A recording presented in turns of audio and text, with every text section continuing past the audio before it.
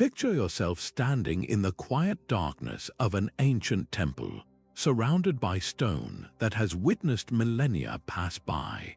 Suddenly, a single beam of sunlight breaks through a carefully designed opening high above, striking a specific symbol on the floor with such perfect timing that it feels almost supernatural. This wasn't magic, it was mathematics, it was astronomy, it was human ingenuity at its most profound. These moments of celestial alignment, occurring with clockwork precision at solstices, equinoxes, and other significant astronomical events, represent one of history's most fascinating convergences of science and spirituality. Ancient architects didn't just build structures to honor their gods. They created living calendars, sophisticated observatories, and cosmic mirrors that connected earthly existence with the rhythms of the universe. Welcome to an exploration of what we might call humanity's first great attempt to map the heavens onto Earth, the incredible story of how temple roofs and structures were designed as precise celestial tracking instruments. From the grand pyramids of Egypt to the mysterious temples of the Maya, from Stonehenge's stone circles to the Pantheon's magnificent oculus, cultures across the world and across time independently discovered ways to encode astronomical knowledge into stone, creating what we can truly call blueprints to the heavens. These weren't random alignments or happy accidents. They were the result of generations of careful observation, mathematical calculation, and architectural innovation, all achieved without modern technology, without telescopes, and without computers. The precision they achieved continues to baffle and inspire scientists and historians today. In this journey, we'll uncover how these ancient builders transformed their understanding of celestial patterns into breathtaking architectural features that tracked the movements of the sun, moon, planets, and stars with astonishing accuracy. We'll explore why they went to such extraordinary lengths, what these alignments meant to their cultures, and how this knowledge was preserved and transmitted across generations. Most importantly, we'll discover how these ancient achievements still speak to us today, reminding us of our enduring human desire to understand our place in the cosmos. So prepare to see ancient architecture in a completely new light, as not just places of worship, but as sophisticated scientific instruments that connected heaven and earth in the most literal sense imaginable. Long before the first grand temples with their precisely engineered roofs, humanity's earliest stargazers were already looking upward and noticing patterns. In the fertile river valleys of Mesopotamia and the sun-baked plains of Egypt, some of our first great civilizations began a practice that would span millennia, building in harmony with the heavens. For these ancient peoples, the sky was not a random collection of lights but a divine tapestry, the literal dwelling place of gods whose movements dictated the rhythms of life on earth. They observed that the sun's journey marked the seasons for planting and harvest, the moon's phases created a reliable calendar, and the steady march of stars offered navigation points for travel. It was a natural, almost inevitable progression to begin constructing monuments that reflected this celestial order, creating a sacred intersection between the earthly and the divine. This was the dawn of celestial architecture, a revolutionary concept where structures became more than just shelter. They became instruments of connection.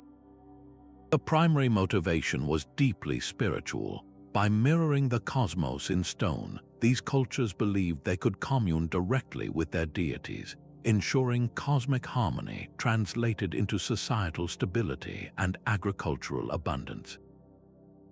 A temple aligned with the sun's path on the equinox was not merely a building, it was a conduit for divine energy, a place where heaven literally touched earth. This spiritual imperative was matched by intensely practical needs. In an era without printed calendars or digital alerts, these structures served as massive, immutable public clocks and calendars. The precise alignment of a doorway or the shadow cast by a specific stone could signal the exact day to plant crops, to begin a religious festival, or to expect the annual flooding of a river, which was vital for survival.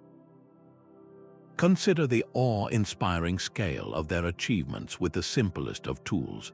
The builders of the Great Pyramid of Giza around 2560 BC aligned its massive base to the cardinal directions with an accuracy within a fraction of a degree. How did they achieve such precision without modern instruments? They likely used a simple tool called a merkhet, a forked sighting stick that could track the transits of stars across the meridian.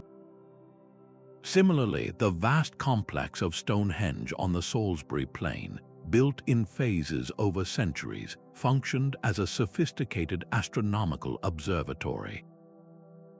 Its famous heel stone aligns with the rising sun on the summer solstice, flooding the center of the circle with light in a dramatic display that must have been profoundly powerful to its Neolithic builders. These sites represent a foundational global phenomenon, setting a template that would be refined and elaborated upon for thousands of years, eventually leading to the intricate celestial tracking systems built directly into the roofs of the temples we will explore next. To truly grasp why ancient architects invested such incredible effort into celestial precision, we must step into a world where the sky was not empty space but a vibrant, living canvas of divine activity. For these cultures, astronomy was never a cold, detached science. It was the primary language through which the gods communicated with humanity. The sun was not a ball of plasma but a deity, Ra crossing the sky in his solar bark for the Egyptians, Helios driving his fiery chariot for the Greeks. The planets were not inert rocks but powerful, wandering gods whose movements could foretell fortune or doom. This profound spiritual connection transformed the predictable cycles of the heavens into a sacred drama, and temples became the stages upon which this drama was ritually enacted. A building aligned to capture the first ray of the solstice sun was not merely marking a date, it was facilitating a moment of communion, a sacred interaction between the human and the divine. This deep intertwining of cosmos and creed meant that the priest and the astronomer were often one and the same, a learned class entrusted with interpreting the will of the gods written in the stars. Their ability to accurately predict an eclipse or the heliacal rising of a star was not just a technical skill. It was a demonstration of sacred knowledge that reinforced their spiritual and political authority. When a Maya priest astronomer predicted the reappearance of Venus as the morning star, it wasn't simply a forecast, it was a powerful ritual act. It allowed the community to prepare for the appropriate ceremonies associated with warfare or agriculture, believing they were aligning human actions with the intentions of the god they called Kukulkan or Quetzalcoatl. This predictive power provided immense social stability, turning potentially terrifying events like eclipses into expected, managed rituals, thereby calming public anxiety and reinforcing the cosmic order. Nowhere is this fusion more brilliantly illustrated than at the Temple of Karnak in Egypt. Its main axis was meticulously oriented so that on the summer solstice, the rising sun would shine directly through the entrance and illuminate the darkest, most sacred inner sanctuary where the statue of the god Amun-Ra resided. This annual event was far more than a light show. It was a profound theological statement. It symbolized the rejuvenation of the sun god and, by extension, the renewal of the pharaoh's divine power and the fertility of the land itself. The precision of this alignment made the theology tangible. The people didn't have to just believe in the sun god's rebirth. they could witness it year after year in a breathtaking display of stone and light engineered by their priests and builders. This created an unshakable bond between faith, authority, and the natural world. This symbiotic relationship between science and spirituality created a powerful feedback loop that drove innovation. The desire to honor the gods with ever greater precision demanded more accurate astronomical observations. In turn, these refined observations deepened their understanding of the cosmos, which then inspired even more sophisticated theological concepts and architectural solutions. The temple was the crucible where this alchemy happened, a dynamic space where faith was validated by observation, and observation was guided by faith. It was this sacred motivation that made mere millimeters of alignment matter, that drove generations of builders to perfect their craft. Understanding this deep-seated, spiritual imperative is the key to appreciating the astonishing lengths they went to. They weren't just building calendars, they were building bridges to heaven, and that required nothing less than perfection. So how did they translate this celestial faith into such precise stone and mortar? Without satellites or laser levels, the ancient builder's toolkit was one of elegant simplicity and profound patience, relying on basic instruments and generations of observation. One of the most fundamental tools was the gnomon, essentially a simple stick placed vertically in the ground. By meticulously tracking the length and direction of its shadow throughout the day and across the seasons, an observer could map the sun's entire journey. The shortest shadow of the day pointed true north, while the longest and shortest shadows of the year marked the solstices. This humble tool was the foundation for determining cardinal directions and crucial solar calendar dates, forming the first draft of their celestial blueprints. For stellar and lunar alignments that required even greater precision, cultures developed more specialized instruments. The Egyptians perfected the merkhet, a remarkable device consisting of a horizontal bar with a plumb line and a palm frond with a slit cut into it, functioning like a rudimentary sighting tool. An astronomer priest would use a pair of these instruments, aligning the slits with a specific star as it crossed the meridian, the imaginary north-south line in the sky. This allowed them to determine true north with astonishing accuracy, which is evident in the near-perfect orientation of the Great Pyramid's sides. Meanwhile, across the ocean, the Maya are believed to have used a method of crossed sticks, holding them up to their eyes like a surveyor's cross staff to precisely track the risings and settings of Venus against the horizon. This painstaking work, repeated over decades, allowed them to plot the planet's complex 584-day cycle. Beyond these handheld tools, the architecture itself became the instrument. Builders mastered the use of narrow shafts, precisely angled corridors, and carefully calibrated openings in temple roofs and walls. These features acted as permanent sighting devices, framing specific celestial events for the observers inside. A famous example is the so-called air shaft in the Great Pyramid's King's Chamber, which once aligned directly with the pole star Thuban, perhaps symbolically connecting the pharaoh's soul to the eternal, unchanging axis of the heavens. This approach transformed the entire building into a stable, fixed observatory, eliminating human error and allowing for repeatable observations year after year, generation after generation. Perhaps the most ingenious techniques involve the manipulation of light itself. There is compelling evidence that some cultures used reflective surfaces, like highly polished sheets of gold, silver, or obsidian, to redirect sunlight into the deepest, darkest parts of a temple on specific days. Imagine the dramatic impact of a beam of light, redirected by a priest at the perfect moment, suddenly illuminating a sacred statue that otherwise stood in perpetual shadow. This created a powerful, interactive ritual where the celestial event was not just observed but actively orchestrated by human hands, blurring the line between ceremony and science.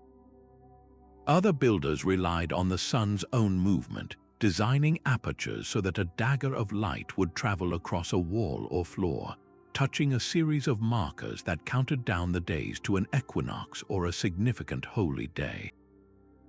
The true masterpiece of this entire process was not the tool itself, but the vast collaborative project of data collection it required.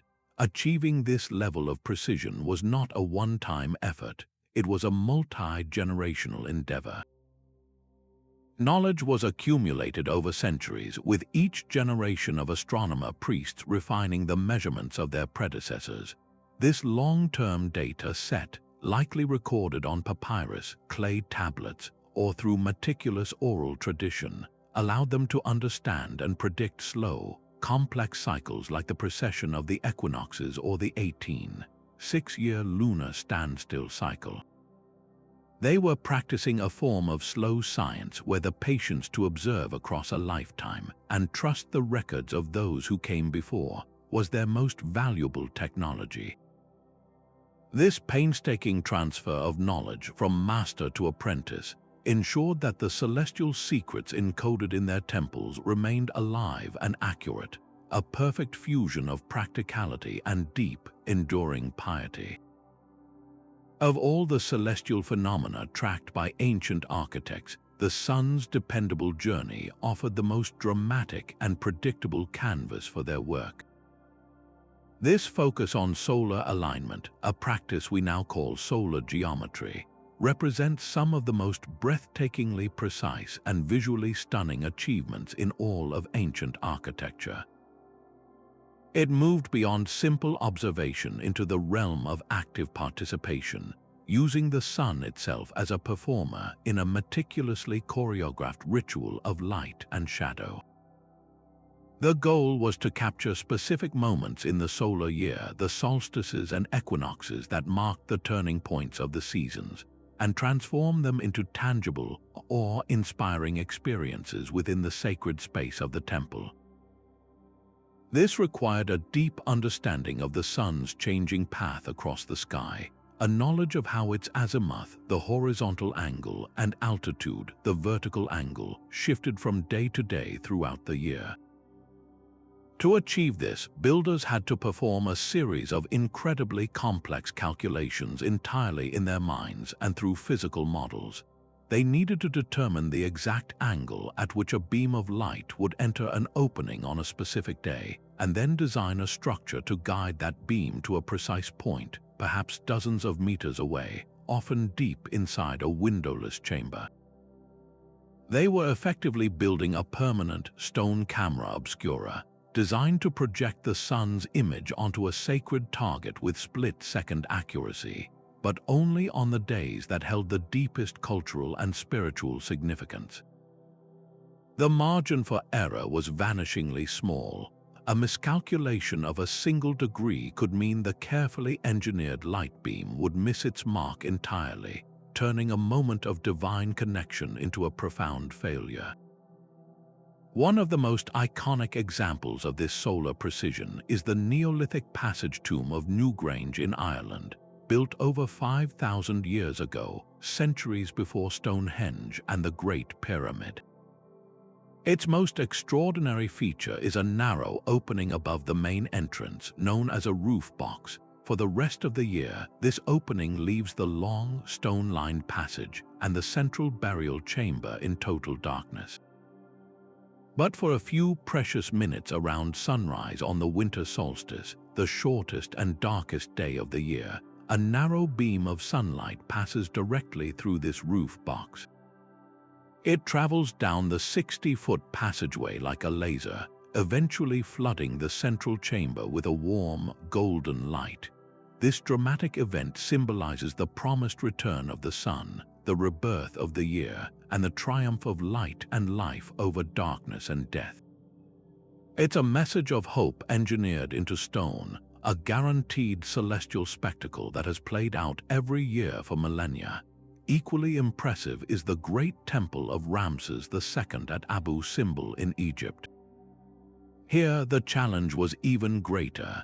The temple was carved directly into a solid rock cliff face, with 4 colossal seated statues of the pharaoh guarding the entrance.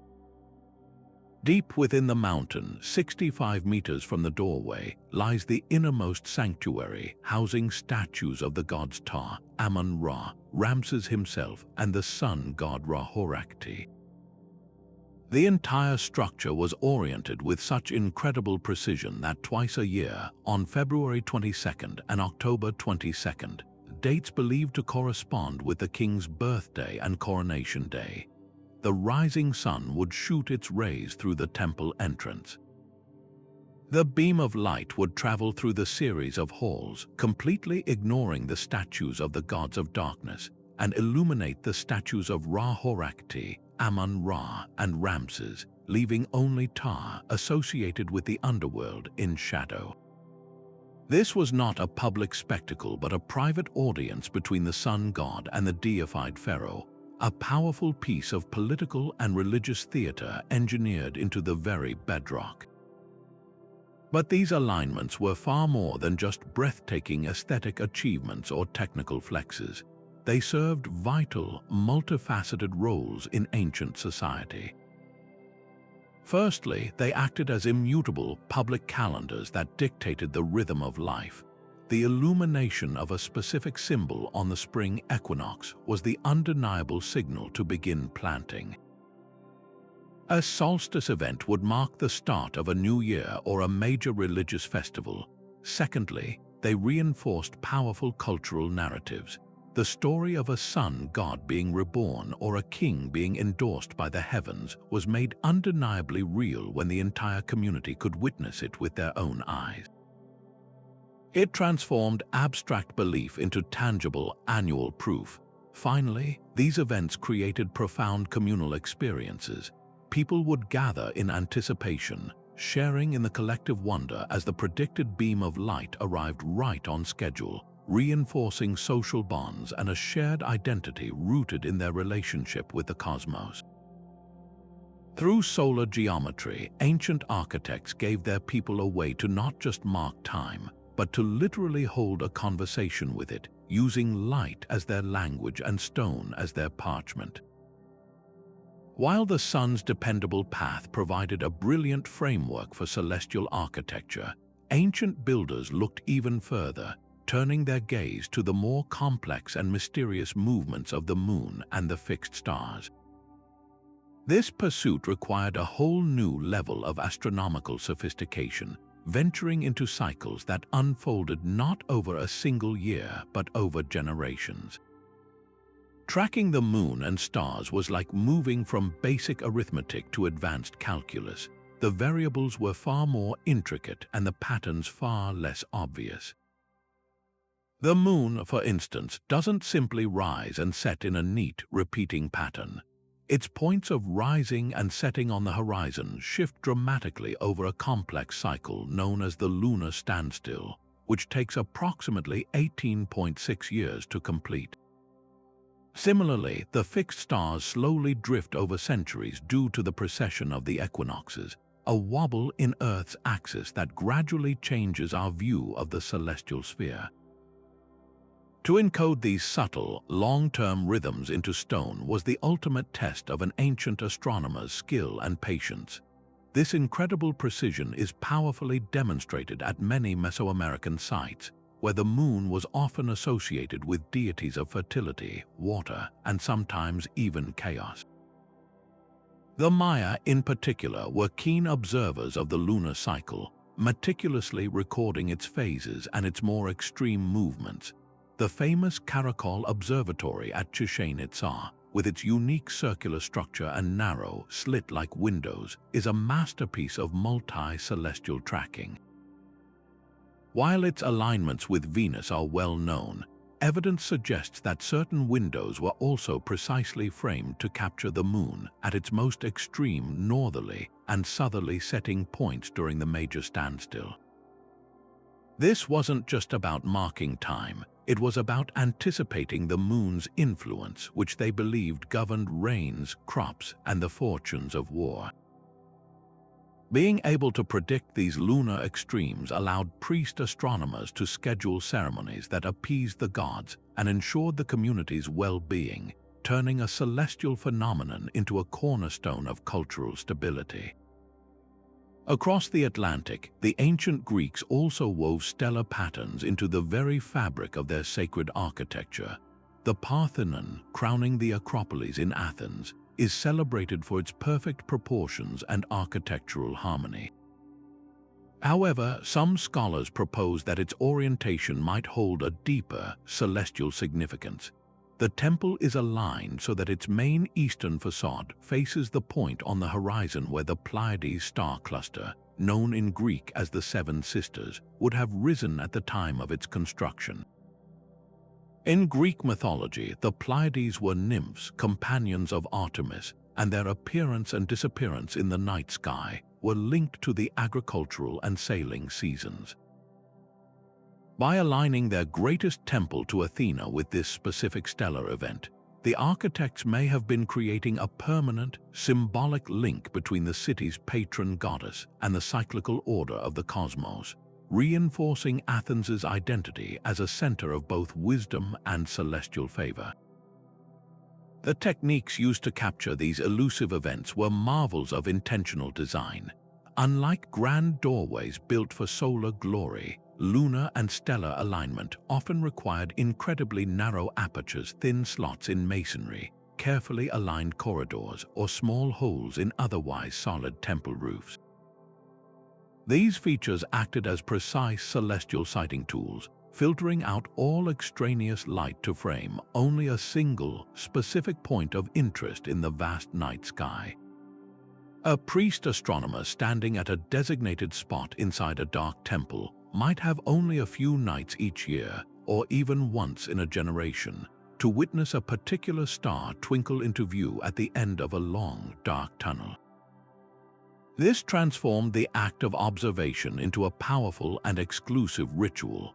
The successful prediction and sighting of an event like a star's heliacal rising, its first appearance before sunrise after a period of invisibility, would have been seen as a direct communication from the gods, a validation of the priestly order's knowledge and a potent omen for the coming season. These alignments consistently served a powerful dual purpose, blending the intensely practical with the profoundly symbolic. On a practical level, stellar cycles were crucial for navigation and for fine-tuning lunisolar calendars. The ancient Egyptians, for example, relied on the heliacal rising of the star Sirius, which they called Soptit, to predict the annual flooding of the Nile, the lifeblood of their civilization. While not solely dependent on a temple alignment, this knowledge was central to their entire societal rhythm. Symbolically, these connections to the stars and the moon anchored a culture's mythology in the physical world. A temple aligned with the pole star, seen as an eternal, unmoving axis of the universe, might symbolize a connection to permanence and stability. Another aligned with a star associated with a creation myth would literally ground that story in the architecture, allowing worshippers to feel connected to the moment of creation itself. The temple became a map of the cosmos and a machine for navigating both time and belief, proving that the ancient desire to understand our place in the universe has always looked beyond the light of day to the infinite mysteries of the night. Beyond the astonishing mathematics and the sheer architectural ambition, these celestial alignments carried a weight far greater than mere measurement. They were a language, a profound symbolic system through which entire civilizations expressed their deepest understanding of the universe and their place within it. To see these temples as simple observatories is to miss their true purpose. They were nothing less than models of the cosmos, physical manifestations of a divine blueprint where every stone, every angle of light, and every alignment was imbued with layers of cultural, mythological, and spiritual meaning. The precision was not for its own sake, but to achieve a sacred goal, to bring the infinite, orderly heavens down to the human scale, creating a point of contact where the community could actively participate in the eternal cycles of creation and renewal. This concept of the temple as a microcosm, a miniature universe, is a thread that weaves through countless ancient cultures. In Hindu temple architecture, this idea is explicitly foundational. The entire structure is designed as a symbolic representation of the cosmic mountain, Mount Meru, believed to be the axis of the universe and the dwelling place of the gods. The towering, often pyramidal roof, known as the shikara, represents this sacred peak, drawing the eye and the spirit upward. Precise openings and alignments within the roof and walls are not random.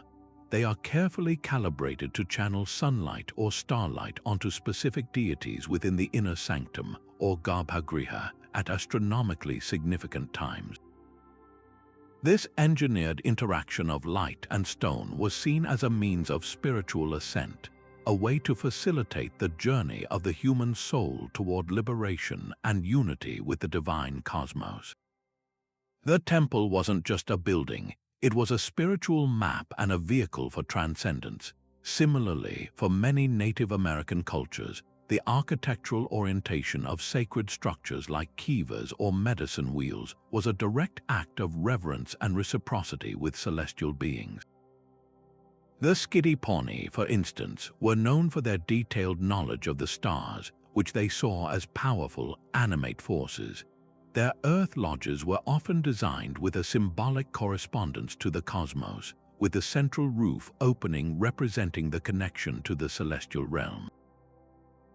The morning star, in particular, held immense significance as a symbol of dawn, creation, and the renewal of life.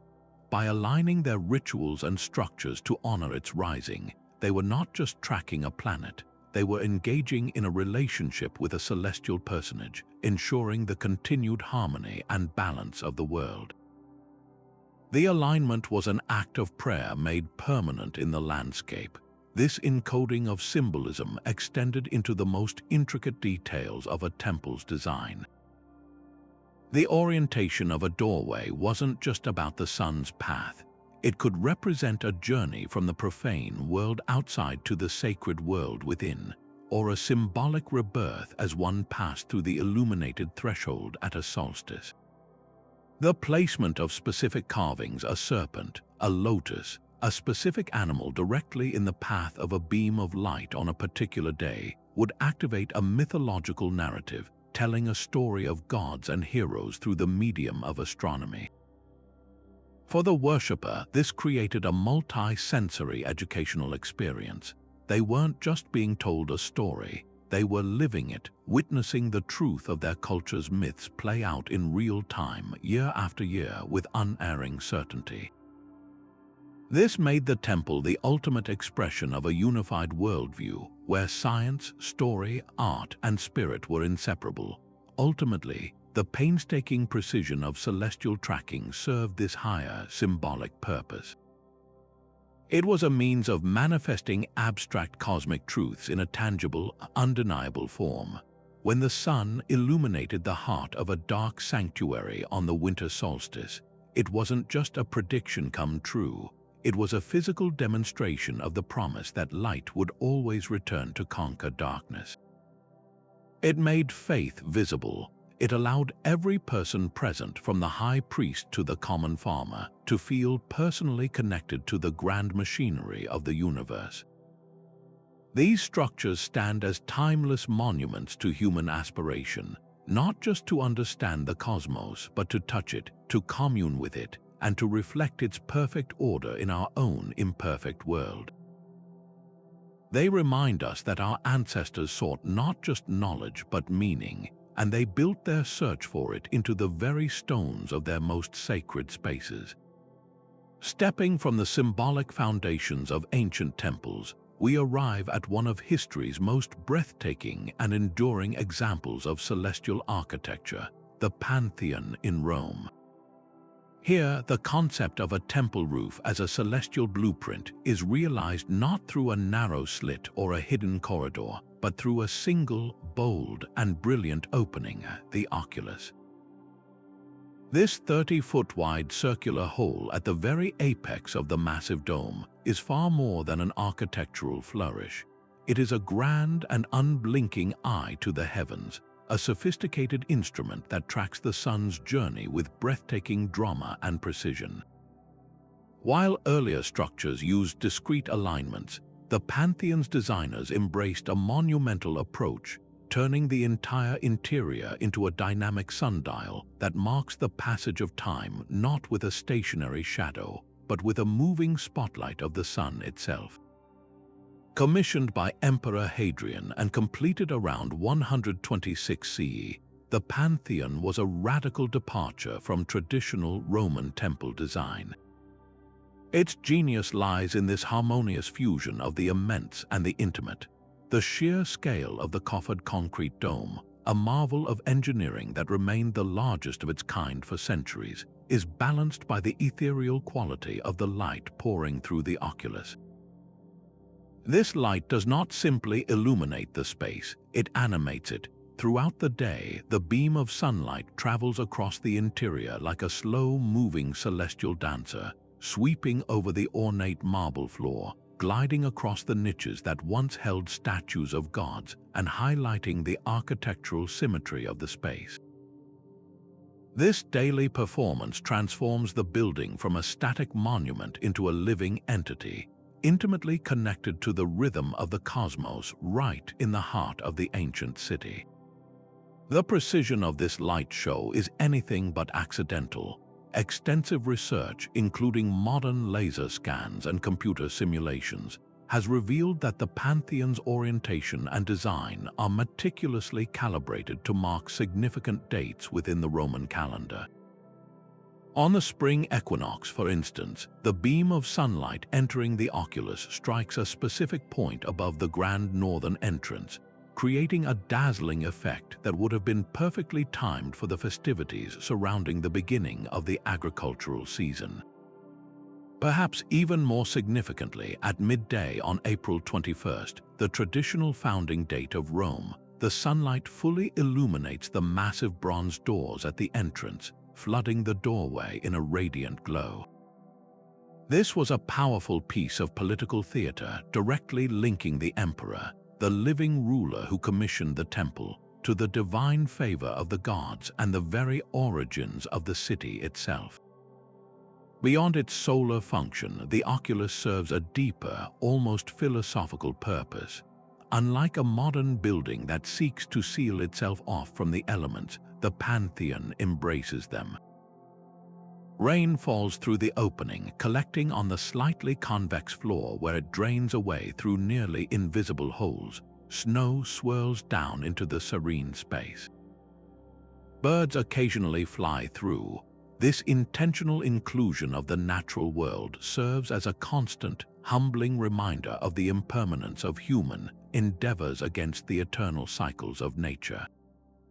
It connects visitors not just to the perfect, predictable movements of the sun, but to the unpredictable and powerful forces of the sky, honoring the full domain of Jupiter, the king of the Roman gods, to whom the temple was likely dedicated.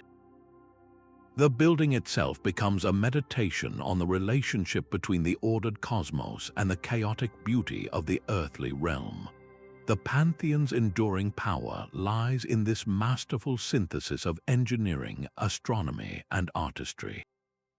Roman builders employed incredibly advanced concrete technology, using lighter aggregates like pumice at the top of the dome to reduce weight while maintaining structural integrity, making the vast, unsupported span possible. This technical prowess was entirely in service of a spiritual and cosmic vision. They created a space that is at once awe-inspiring and deeply personal, a public monument that offers a private, contemplative experience of the heavens. It stands as a triumphant Roman answer to the celestial tracking of earlier cultures, demonstrating that precision did not require secrecy but could be achieved through breathtaking, open-air grandeur. The Pantheon's oculus is not just a hole in a roof, it is a gateway forever framing the sky and reminding all who stand beneath it of humanity's timeless place within the universe.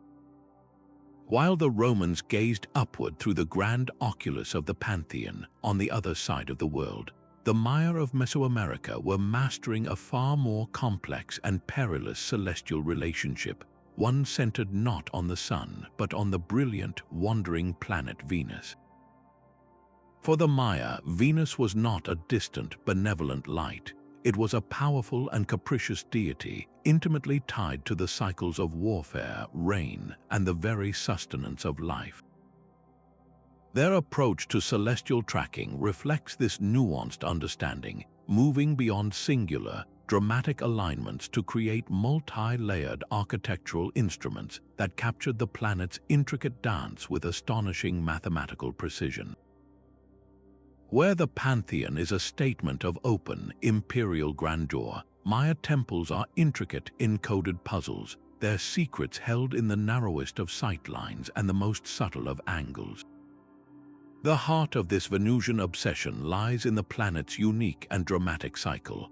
Unlike the Sun, which follows a largely predictable annual path, Venus alternates between being the radiant morning star, heralding the dawn, and the ominous evening star, dominating the twilight. Each of these phases lasts roughly 263 days, punctuated by brief periods of invisibility when the planet is too close to the Sun to be seen.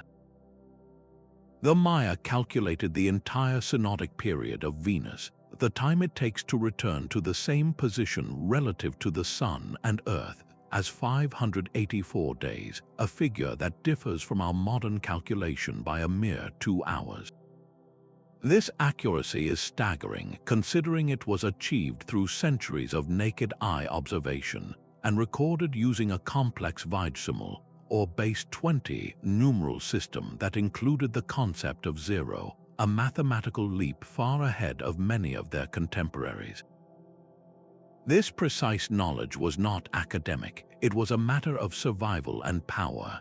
The Maya believed the Venus god, often associated with the feathered serpent deity Kukulkan, wielded immense influence over the world. The first appearance of Venus as the morning star after a period of invisibility was seen as a particularly potent and dangerous time.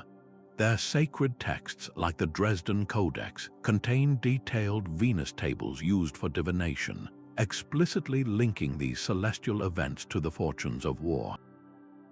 A ruler planning an attack might wait for the precise moment when Venus rose in a specific part of the sky, believing the god's influence would grant them victory. Conversely, its reappearance as the evening star was tied to the arrival of life-giving rains, crucial for their maize-based agriculture. The heavens were a cosmic clockwork governing every aspect of existence, and their temples were built to read its time. Nowhere is this more brilliantly expressed than in the unique structure known as El Caracol at Chichén Itzá. This fascinating building, with its cylindrical tower perched on a broad rectangular platform, resembles a modern observatory, and its design is a masterpiece of multi-celestial targeting. Unlike a temple with a single grand alignment, El Caracol is riddled with strategic sightlines. Its narrow, slit-like windows are not random architectural features, they are precisely calibrated viewfinders. Research has shown that one set of windows frames the extreme northerly setting of Venus, while another captures its extreme southerly setting points during its 8-year cycle.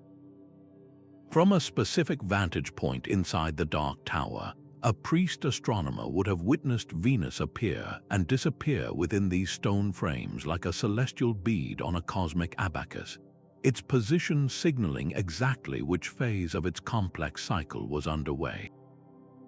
The more famous temple of Kukulkan, with its stunning equinox serpent shadow display, also holds secrets related to Venus. While the solar alignment is its most public spectacle, the geometry of the entire pyramid is believed to be deeply intertwined with Venusian cycles. The 9-step terraces on each side of the pyramid are divided by a central staircase, creating 18 segments that correspond to the 18 months of the Maya solar calendar. However, the number of days represented in the overall design and the specific angles of the stairways have also been linked to the 584-day Venus cycle. This layered meaning transforms the pyramid from a simple monument into a three-dimensional calculator, encoding multiple celestial rhythms into a single, awe-inspiring structure. It was a physical manifestation of their belief in the interconnectedness of all cosmic cycles. Preserving and transmitting this sophisticated knowledge across generations was a sacred duty undertaken by a specialized class of priest astronomers. They meticulously recorded their observations in beautifully illustrated bark paper books called codices, using a complex system of glyphs to denote dates, celestial events, and their associated prophecies. The surviving Dresden Codex alone contains detailed tables predicting the movements of Venus, Mars, and lunar eclipses for centuries into the future.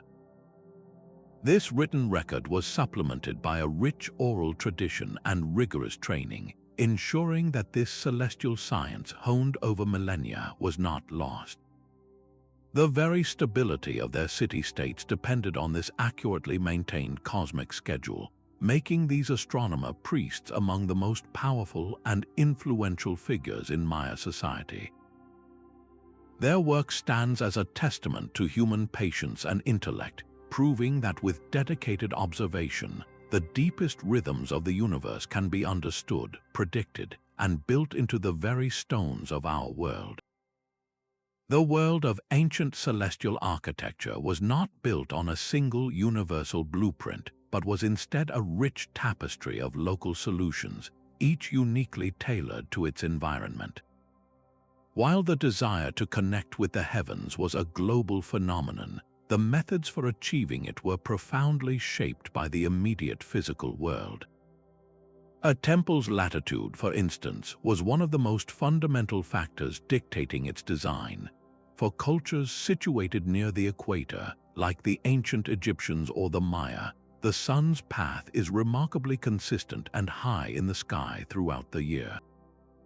This consistency made solar tracking not only practical but exceptionally reliable, leading to a primary focus on solstice and equinox alignments that could be marked with dramatic precision using shadows and light beams. The steep angles of the pyramids at Giza or the narrow zenith tubes in some Mesoamerican temples are direct results of this equatorial context, designed to capture the near vertical passage of the sun. Conversely, in the higher latitudes of Celtic Europe or the British Isles, the sun behaves very differently. Its path is much lower on the horizon, and the dramatic difference between long summer days and short winter days is far more pronounced. In these regions, the sun might be obscured by cloud cover for long periods, making it a less dependable celestial marker. This environmental challenge pushed cultures like the Neolithic builders of Scotland and Ireland to turn their attention to the moon and the brighter stars, which are more consistently visible in the darker, clearer nights of northern climates. The complex lunar cycle, with its major and minor standstills over an 18.6-year period, became a central focus. Monuments like the Callanish stones on the Isle of Lewis are meticulously aligned to the moon's most extreme rising and setting points on the horizon, a phenomenon that would have been far more dramatic and observable in this northern landscape than the subtler solar movements.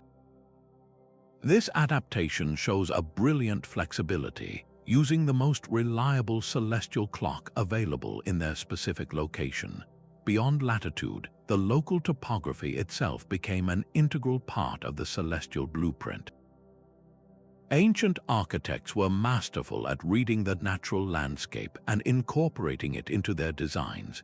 A solitary mountain peak, a distinctive notch between two hills, or the winding path of a sacred river could all serve as permanent, natural foresights for aligning a temple. Instead of building everything from scratch, they used these God-given markers to anchor their celestial observations. In ancient Greece, many temples are aligned with distant mountain peaks that correspond to the rising or setting of certain stars or planets important to the local deity worshipped there. This practice created a powerful sacred geography, weaving the temple into the very fabric of the land and the sky above it, making the alignment a feature of the entire region, not just a single building. Sometimes the environment presented significant obstacles that required ingenious innovation.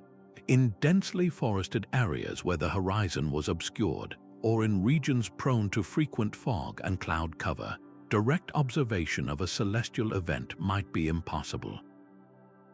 This did not stop determined astronomers, it simply forced them to develop alternative techniques. There is compelling evidence that some cultures used reflective surfaces to overcome these challenges.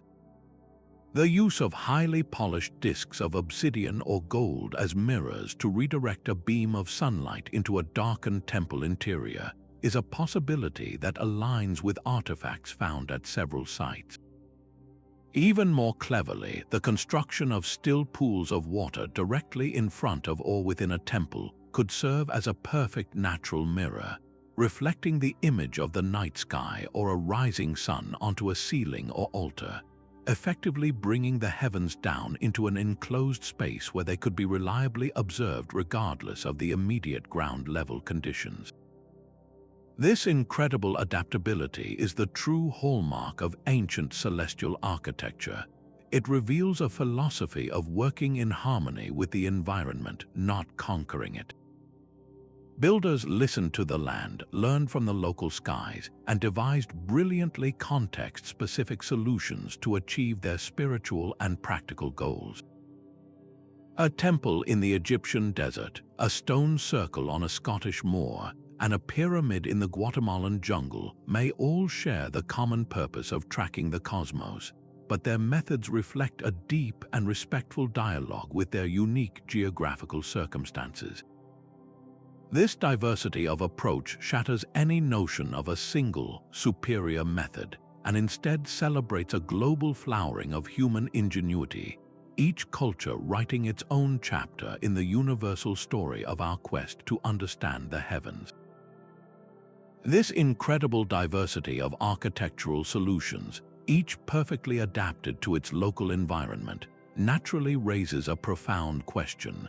Were these celestial blueprints developed in isolation, or was there a vibrant exchange of astronomical ideas across vast distances and cultures? The answer lies in the ancient networks of trade, conquest, and migration that connected seemingly separate worlds, creating a dynamic flow of knowledge where techniques for reading the heavens were among the most precious and sought-after commodities. While many cultures undoubtedly made independent discoveries driven by a shared human fascination with the sky, evidence points to a fascinating history of cross-pollination, where a concept born on the banks of the Nile could, over centuries, find new expression in a Greek sanctuary or even a Southeast Asian temple complex. This transmission of celestial knowledge wasn't like sending an email. It was a slow, organic process of adaptation where ideas were shared, translated, and reinvented to fit new cultural and environmental contexts. The Mediterranean Sea served as one of the earliest and most effective superhighways for this exchange. The bustling trade routes that connected Egypt, Mesopotamia, Greece, and later Rome carried more than just spices, textiles, and precious metals. They carried ideas. Greek scholars like Thales of Miletus are famously recorded as having studied in Egypt, and it is highly plausible that they brought back not just philosophical concepts, but also practical architectural and astronomical principles. The Greek fascination with geometry and precise measurement, so evident in their temple construction, may have been profoundly influenced by encountering the millennia-old surveying techniques of the Egyptians. Later, the Romans, in their relentless expansion, absorbed and repurposed this accumulated knowledge from every culture they encountered. The grand, domed architecture that made the Pantheon's oculus possible didn't spring from nowhere. It was the culmination of engineering experiments and astronomical understandings gathered from across the empire, refined by Roman practicality and scale. This Mediterranean melting pot ensured that a foundational set of astronomical and architectural principles could circulate and evolve. Meanwhile, in the East, another vast network of exchange was flourishing along the Silk Road and through the maritime trade routes of the Indian Ocean. Indian astronomy, with its sophisticated mathematical systems and detailed star catalogues, became a major export. The concept of the temple as a cosmic mountain, central to Hindu and Buddhist architecture, traveled with traders and missionaries across Southeast Asia. This is vividly clear in the breathtaking temple complexes of Angkor Wat in Cambodia and Borobudur in Java. While uniquely Khmer and Javanese in their artistic expression, the underlying cosmological principles, the alignment to cardinal directions, the symbolic representation of Mount Meru, and the careful orientation to mark equinoxes, speak to a deep absorption and adaptation of Indian astronomical and religious ideas.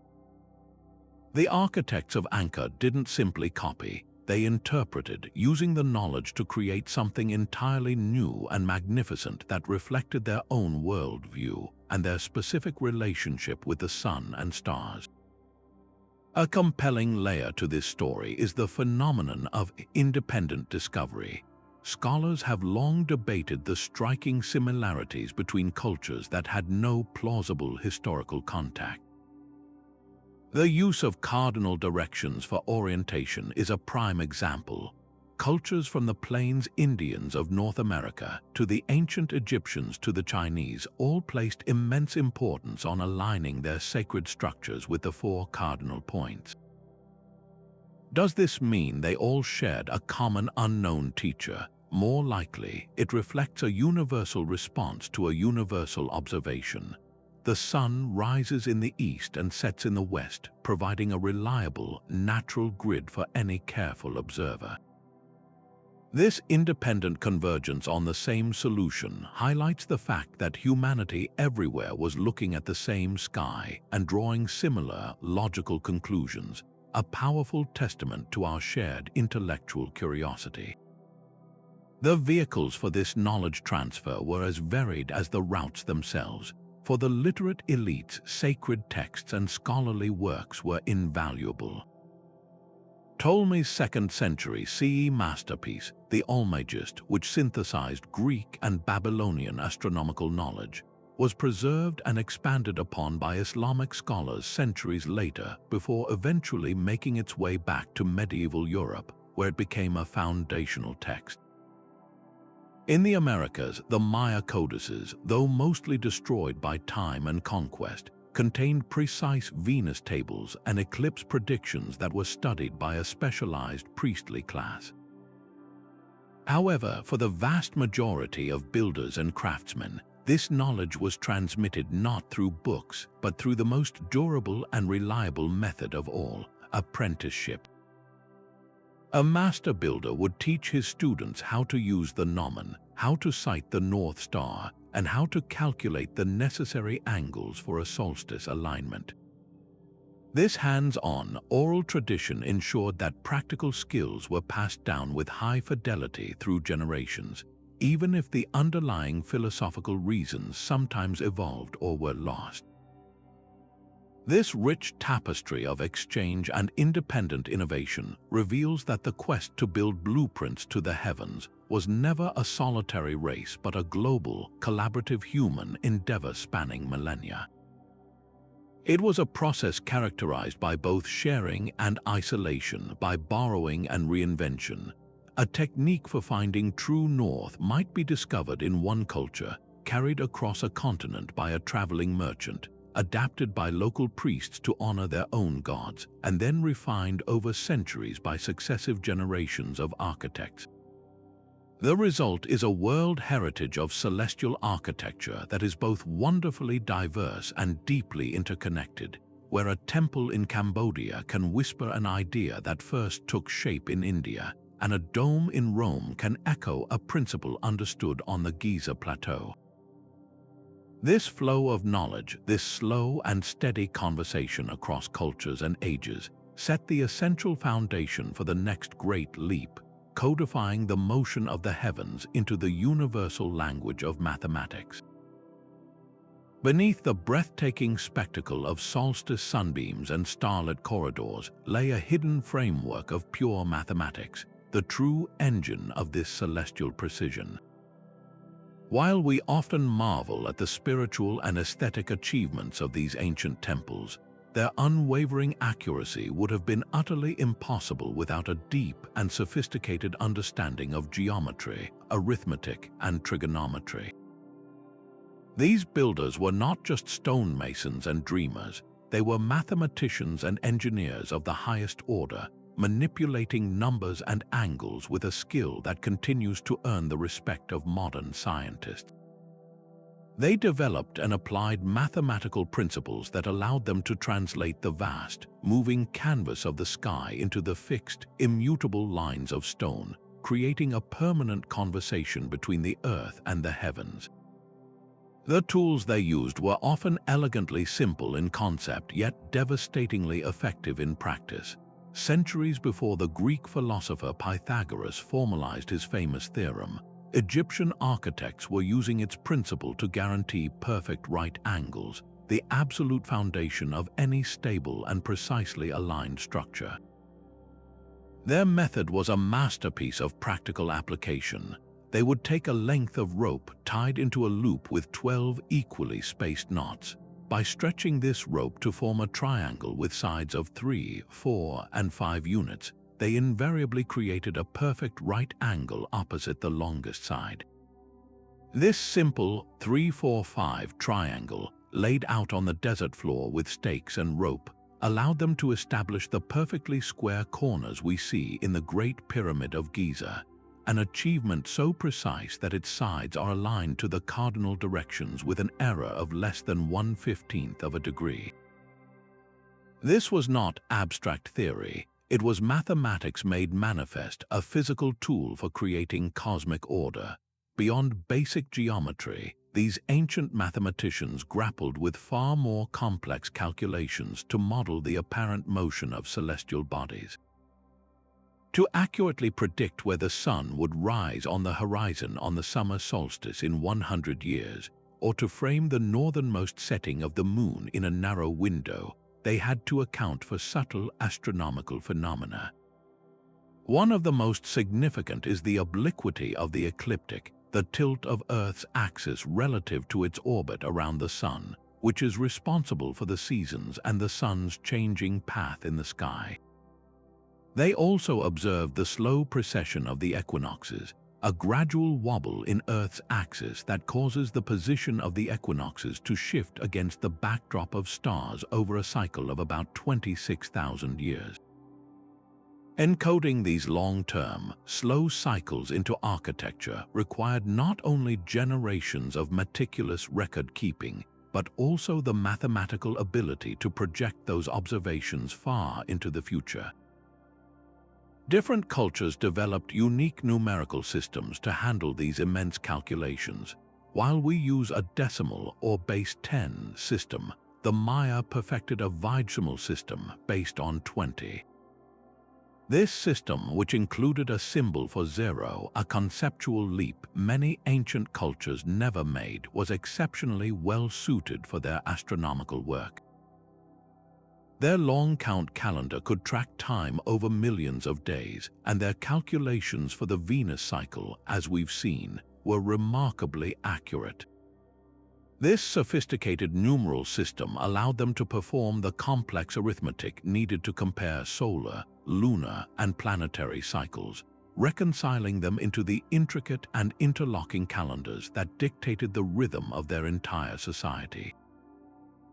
Their math was a language for speaking with the gods of time. Perhaps the most beautiful fusion of mathematics and metaphysics is found in the concept of sacred geometry. For many cultures, certain numbers and ratios were not merely practical, they were considered divine, reflecting the fundamental harmony of the cosmos. The golden ratio, approximately 1.618 to 1, appears repeatedly in nature, from the arrangement of seeds in a sunflower to the spiral of a nautilus shell. Ancient builders from the Greeks to the Indians intuitively or intentionally incorporated this and other harmonic ratios into their temples. They believed that by building with these proportions, they were infusing their structures with the same perfect order that governed the universe, making the temple a true microcosm. The Parthenon's facade is often cited for its use of the golden ratio, and the precise proportions of many Hindu temples are dictated by ancient Sanskrit texts called the Shilpa Shastras, which detail how every measurement must relate to the overall structure to maintain cosmic balance. This wasn't just aesthetics, it was a spiritual imperative expressed through mathematics. The final, and perhaps most daunting, challenge was translating these abstract numbers and angles from parchment or sand diagrams into a massive physical building. This required incredible skill in surveying, using little more than sighting poles, ropes of known length, and simple water levels to ensure a true horizontal plane. Teams of surveyors would lay out the entire foundation of a temple with painstaking care. They would have to compensate for uneven terrain, often leveling enormous platforms of bedrock to create a perfectly flat base from which all their celestial measurements could begin. The process was a monumental feat of coordination and practical application, proving that their mathematical genius was matched by their engineering prowess. This ability to move seamlessly from the theoretical to the tangible, to turn a calculated angle into a ton of perfectly placed stone, is the ultimate testament to their skill. It underscores a vital truth that we must never forget.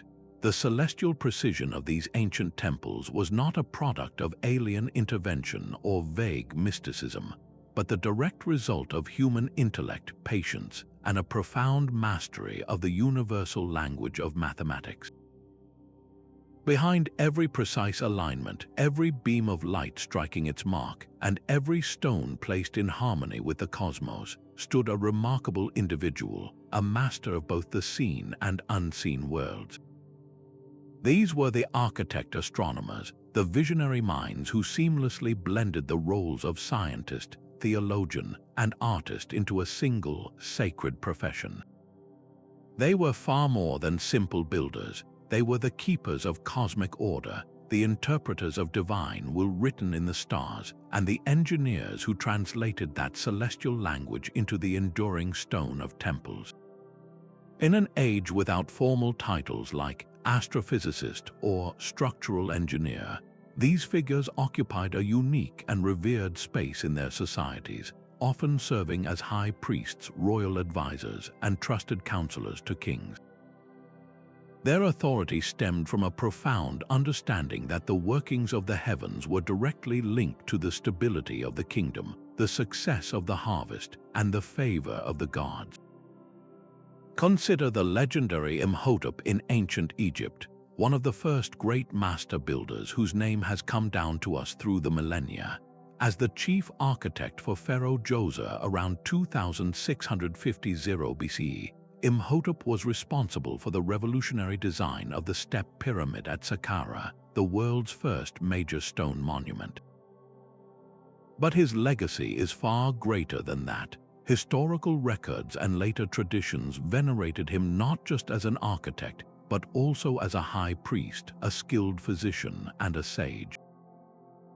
His ability to design such a massive and stable structure surely required a sophisticated understanding of astronomy to ensure its proper orientation, likely aligning it with the North Star or significant solar events to cement the pharaoh's divine connection. Imhotep's genius set a powerful precedent, establishing a model where the greatest architectural achievements were inextricably linked to celestial knowledge and spiritual wisdom. On another continent and millennia later, the anonymous Maya astronomer priests of Mesoamerica were achieving feats of precision that still leave modern astronomers in awe. We may not know their individual names, but their work, encoded in intricate hieroglyphs and manifested in the precise orientations of temples like El Caracol, speaks volumes about their dedication. These men spent their entire lives, and indeed generations of lives, meticulously tracking the complex 584-day cycle of Venus.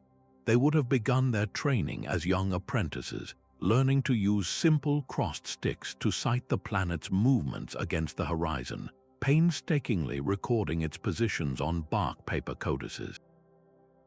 Their predictions governed the timing of warfare, the scheduling of sacred ceremonies, and the agricultural calendar, making them among the most powerful and influential figures in Maya society. Their anonymity to us today underscores a key aspect of their work. It was often a collective, generational effort, where the individual was less important than the sacred knowledge they served and preserved. The process of designing a celestial temple was never a solitary pursuit. It was a monumental collaboration that mobilized the entire community's resources and skills under the direction of these master planners. The architect-astronomer was the conductor of a vast orchestra of talent. His team would have included master stonemasons who understood how to cut and shape rock with incredible precision, surveyors who could translate astronomical angles into ground measurements using simple ropes and stakes, and countless laborers who moved the massive stones into place. Scribes were also crucial, meticulously documenting the astronomical data, the architectural plans, and the ritual requirements that the structure needed to fulfill. This long-term endeavor required the stable support of the ruling class, as a single project could span decades, even outstripping the lifetime of its original designer. The completion of such a temple was a testament to a society's shared commitment to a cosmic vision, a vision orchestrated by a singularly gifted individual. Given the sacred and powerful nature of their knowledge, it is no surprise that this astronomical and architectural wisdom was often guarded within elite circles. In many cultures, this information was considered too potent for general consumption. It was transmitted through strict initiation rites and years of apprenticeship, ensuring that only those who were spiritually prepared and intellectually capable could wield it. In Egypt, the role of the royal architect was often a closely held secret, passed down within families or from a master to a specially chosen pupil. The Maya likely stored their most precise astronomical data within the inner sanctums of their temple schools, accessible only to the highest ranks of the priestly class. This secrecy was not merely about hoarding power. It was about protecting the sanctity and accuracy of the knowledge from being corrupted or misunderstood. They believed that a misaligned temple was not just an architectural failure, but a spiritual catastrophe that could disrupt the harmony between the human and divine realms. What is perhaps most humbling about their achievements is the sheer patience and long-term thinking they embodied. Without telescopes, computers, or even basic calculators, they relied on the most powerful tool at their disposal: meticulous generational observation. An architect-astronomer might dedicate his entire life to refining the measurement of a single celestial cycle, knowing that his grandson would be the one to use that data to correct the alignment of a temple roof.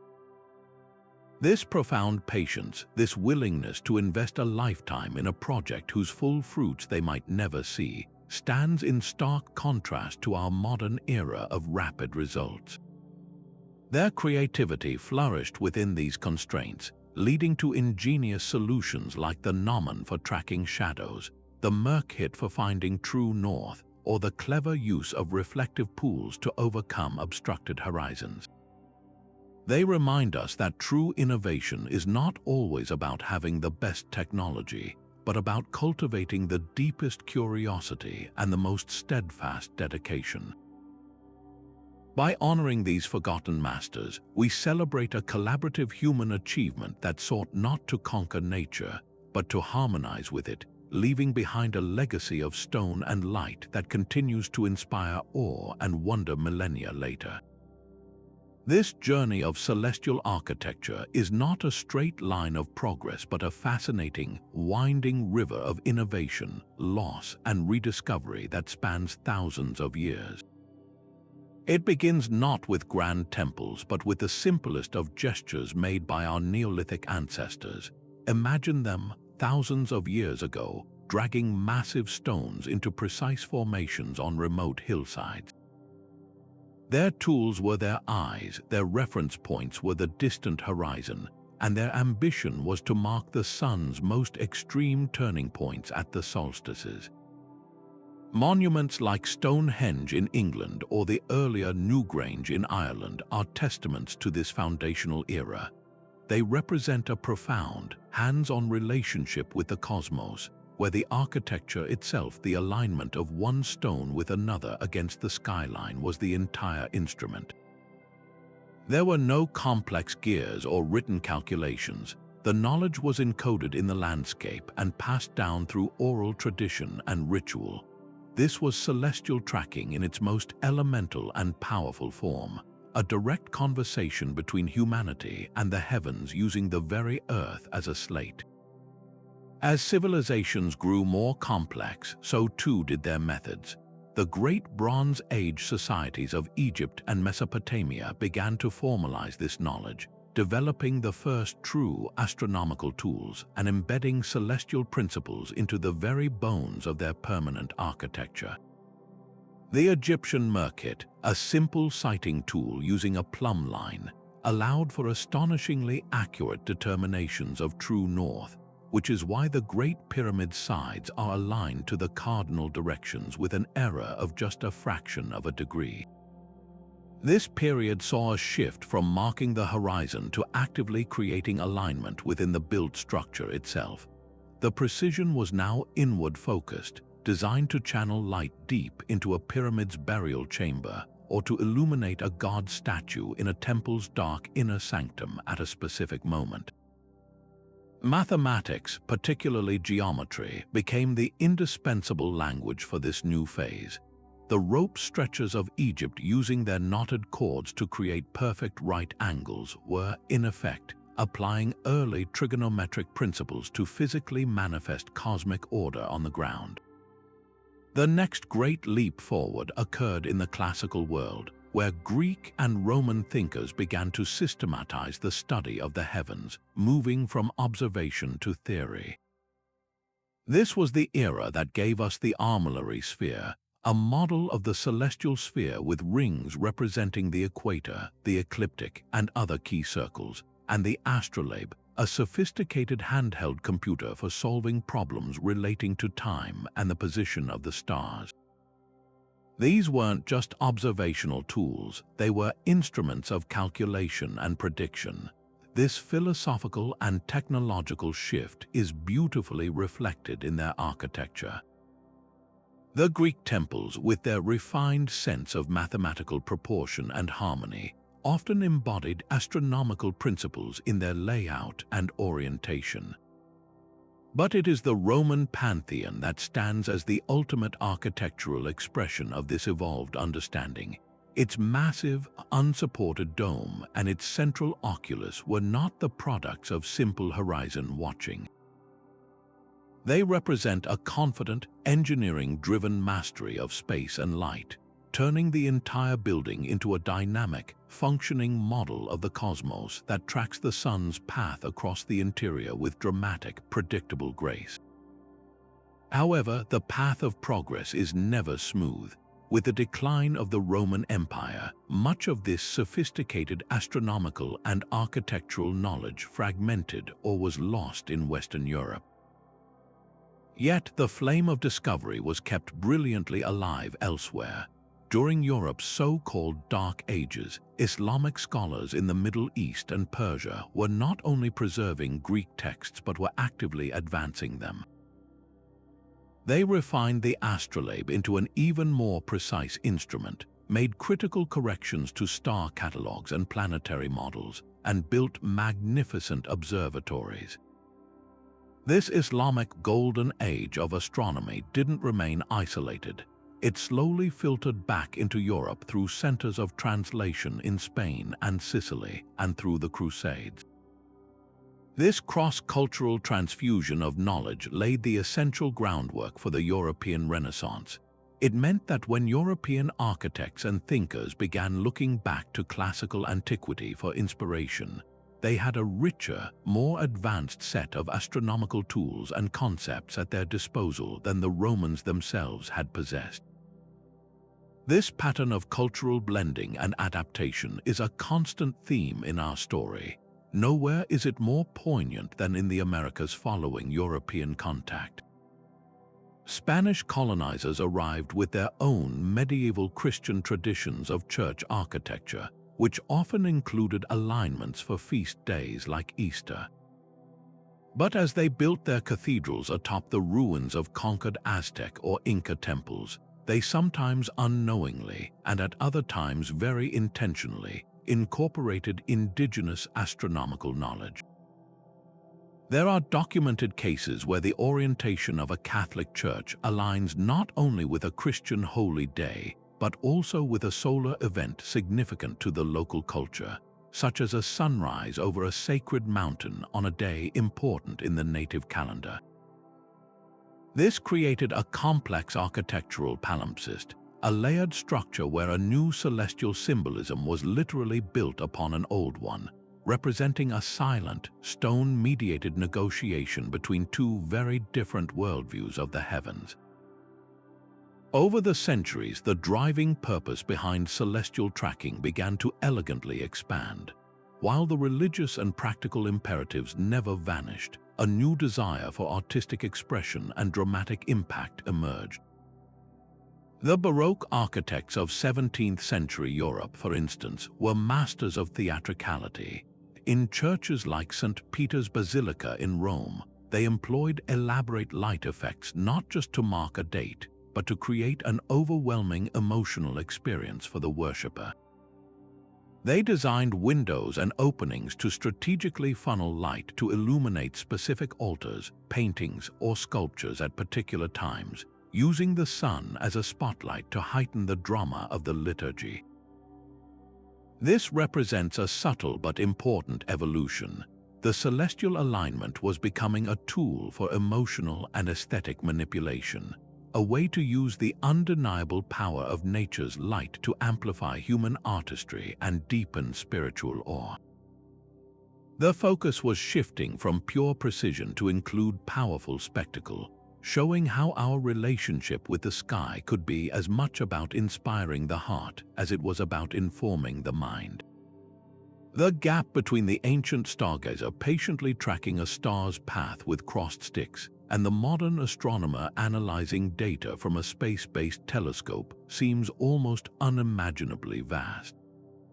We have moved from naked eye observation to sensors that can see the birth of galaxies, from knotted ropes to supercomputers that model the universe's evolution.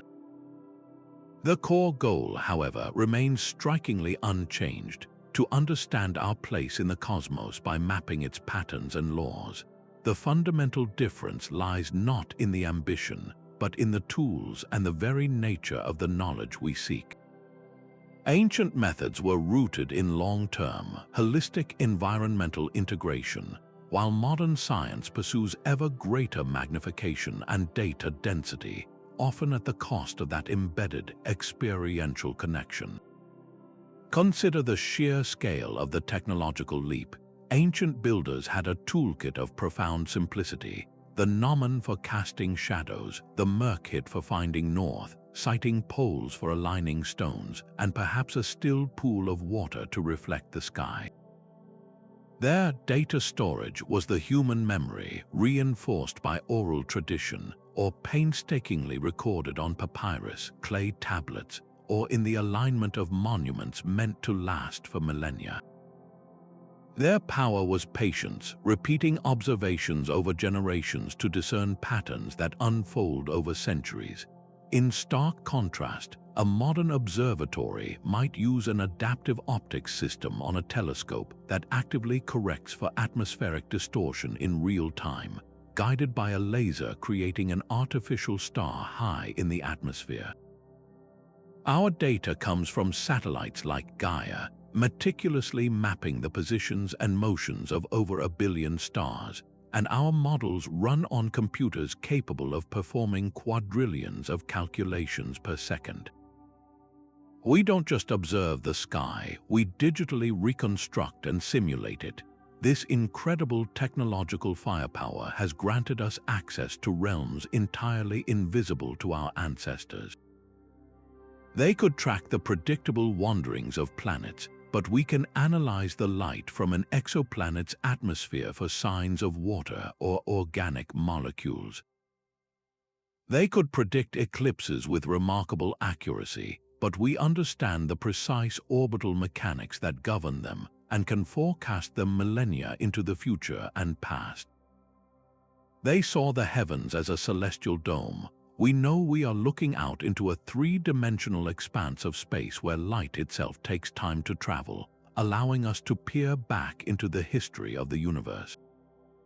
Modern technology has effectively given us a time machine and a microscope for the cosmos, revealing the existence of dark matter, black holes, and the cosmic microwave background radiation, the afterglow of the Big Bang itself.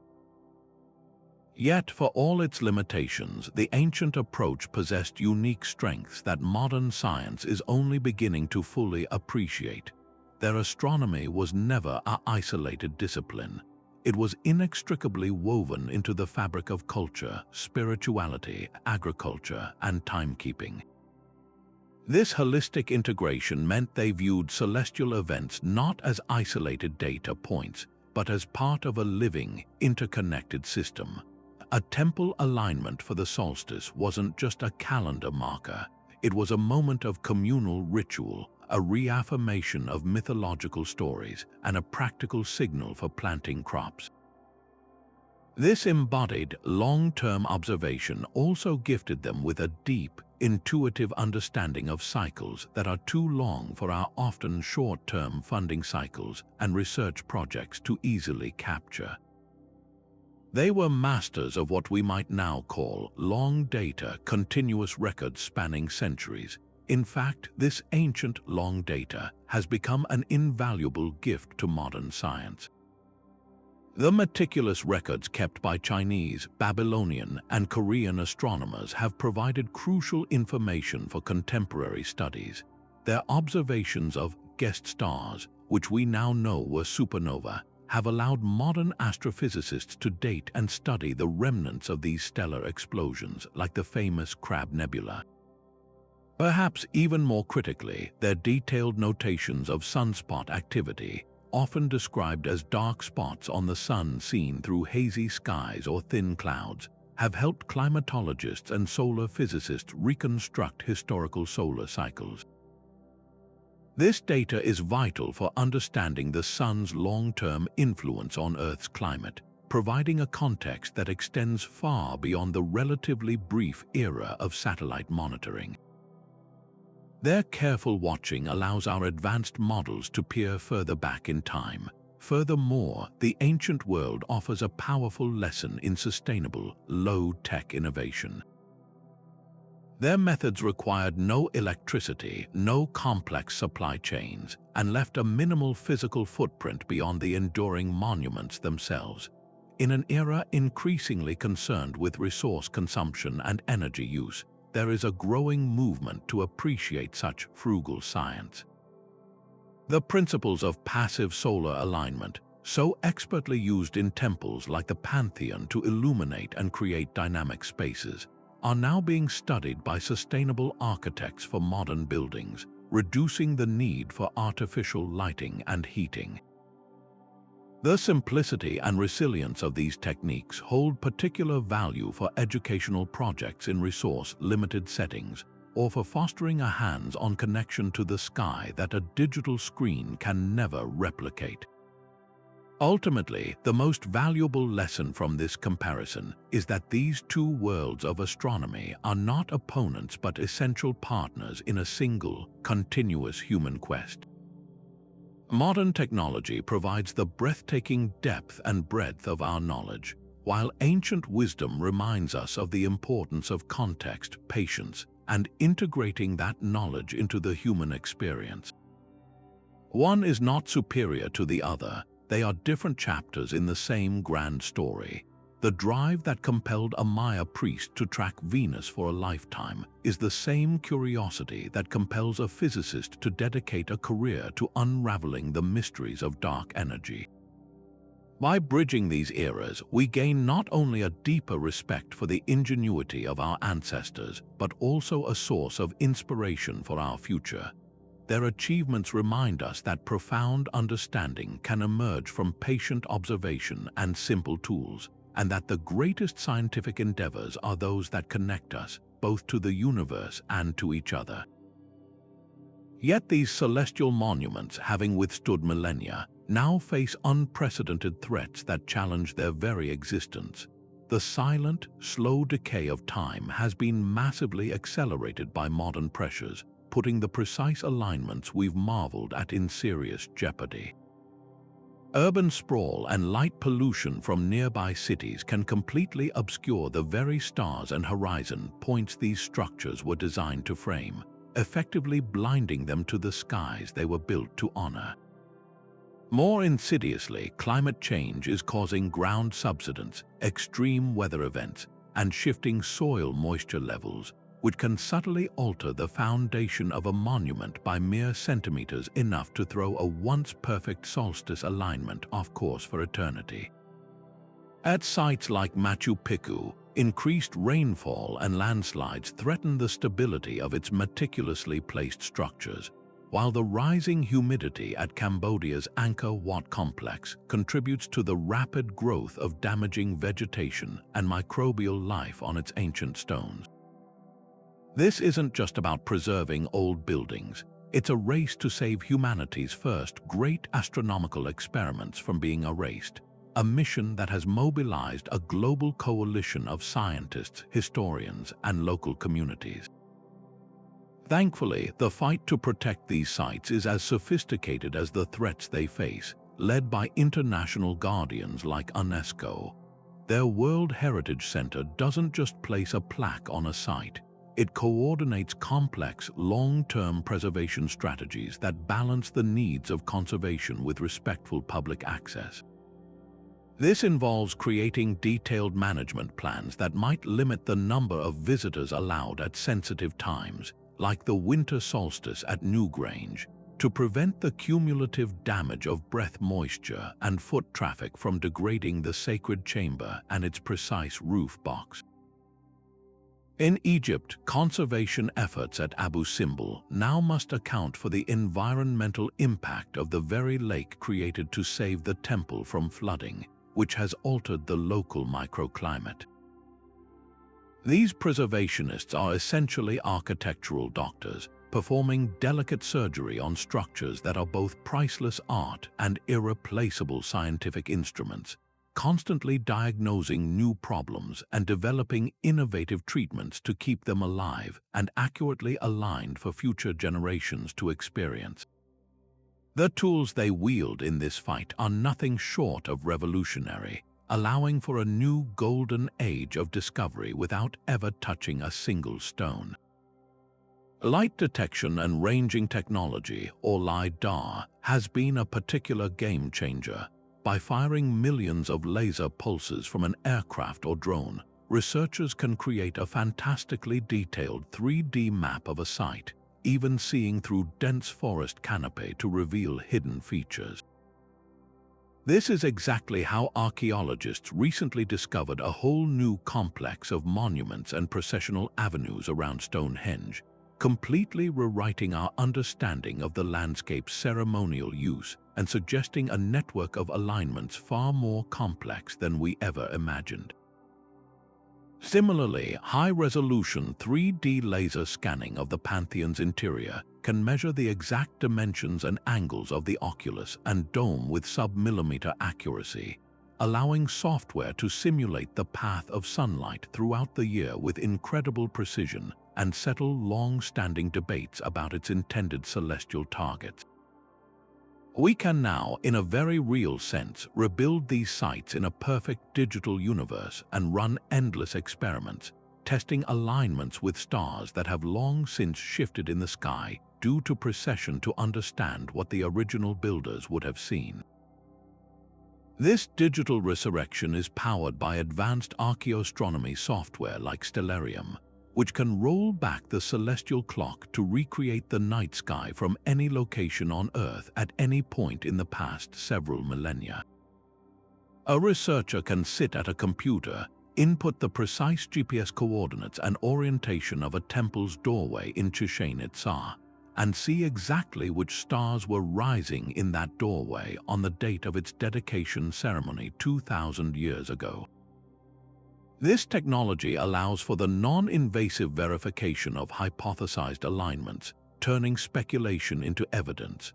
Drones equipped with high-definition cameras and thermal sensors can map vast areas quickly, identifying previously unknown structural features or subsurface remains that hint at a larger astronomical design. These technologies are not replacing traditional archaeology. They are giving it superpowers, enabling a dialogue with the past that is more detailed and accurate than ever before. But technology alone is not enough. The heart of preservation lies in fostering a deep and respectful public connection to these places. Educational initiatives are crucial for building a constituency of care. When a visitor to Choco Canyon in New Mexico learns how the ancient Pueblo people designed a petroglyph to cast a dagger of light on a spiral carving only at the summer solstice, they stop seeing a pile of rocks and start seeing a genius astronomical instrument. This understanding transforms tourists into stewards. Museums around the world are creating stunning interactive exhibits that use projections and models to demonstrate these celestial mechanics, allowing people to experience the equinox light show at Abu Simbel even if they can't travel to Egypt. This growing public fascination fuels vital support for conservation funding and encourages responsible tourism practices that protect the sites for the long term. This global effort, however, is fraught with complex ethical questions that have no easy answers. The most pressing is the issue of indigenous knowledge and intellectual sovereignty. Many of these sites, from the sacred mountains of the Navajo to the stone circles of the British Isles, remain spiritually significant to descendant communities. When Western researchers arrive with their laser scanners and software to discover alignments that local oral traditions have spoken of for centuries, it can feel like a new form of colonization, extracting knowledge without proper credit or consent. The ethical path forward requires true collaboration, where scientific teams partner with indigenous elders from the very beginning, respecting their protocols and ensuring that sensitive knowledge is not published or commercialized in ways that cause harm.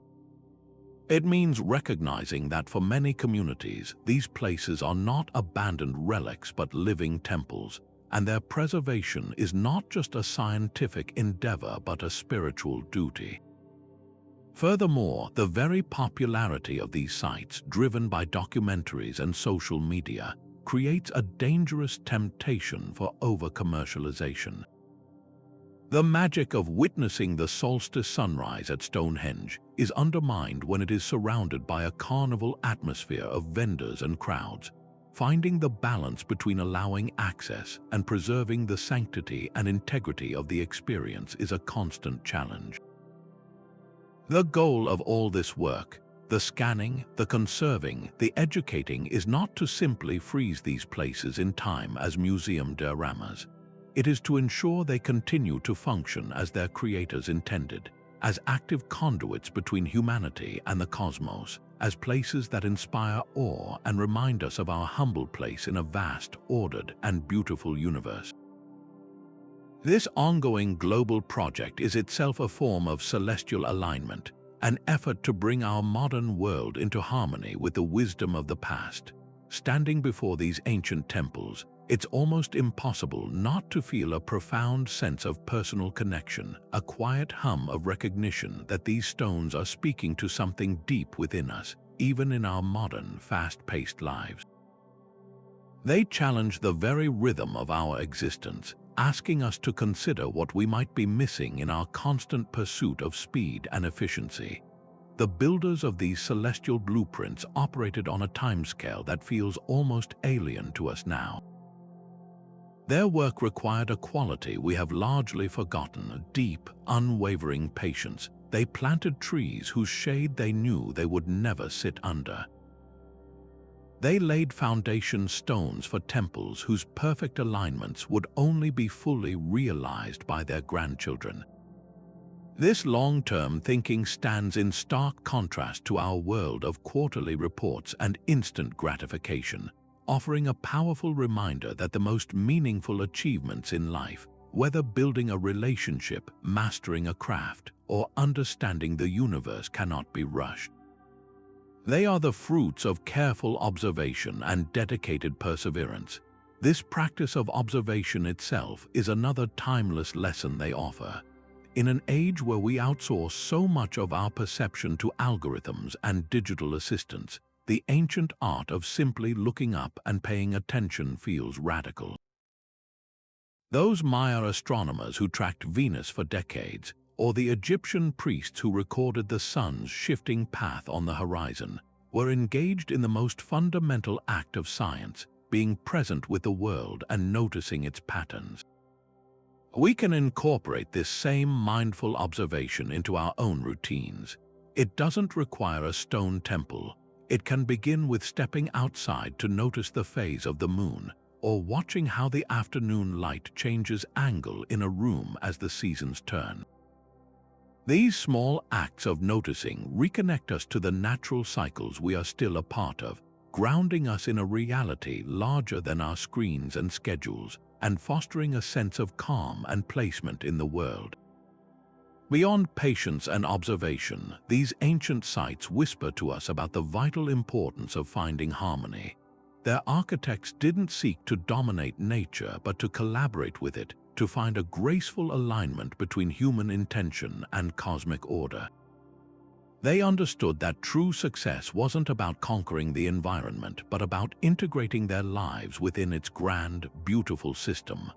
This is a philosophy we desperately need to rediscover.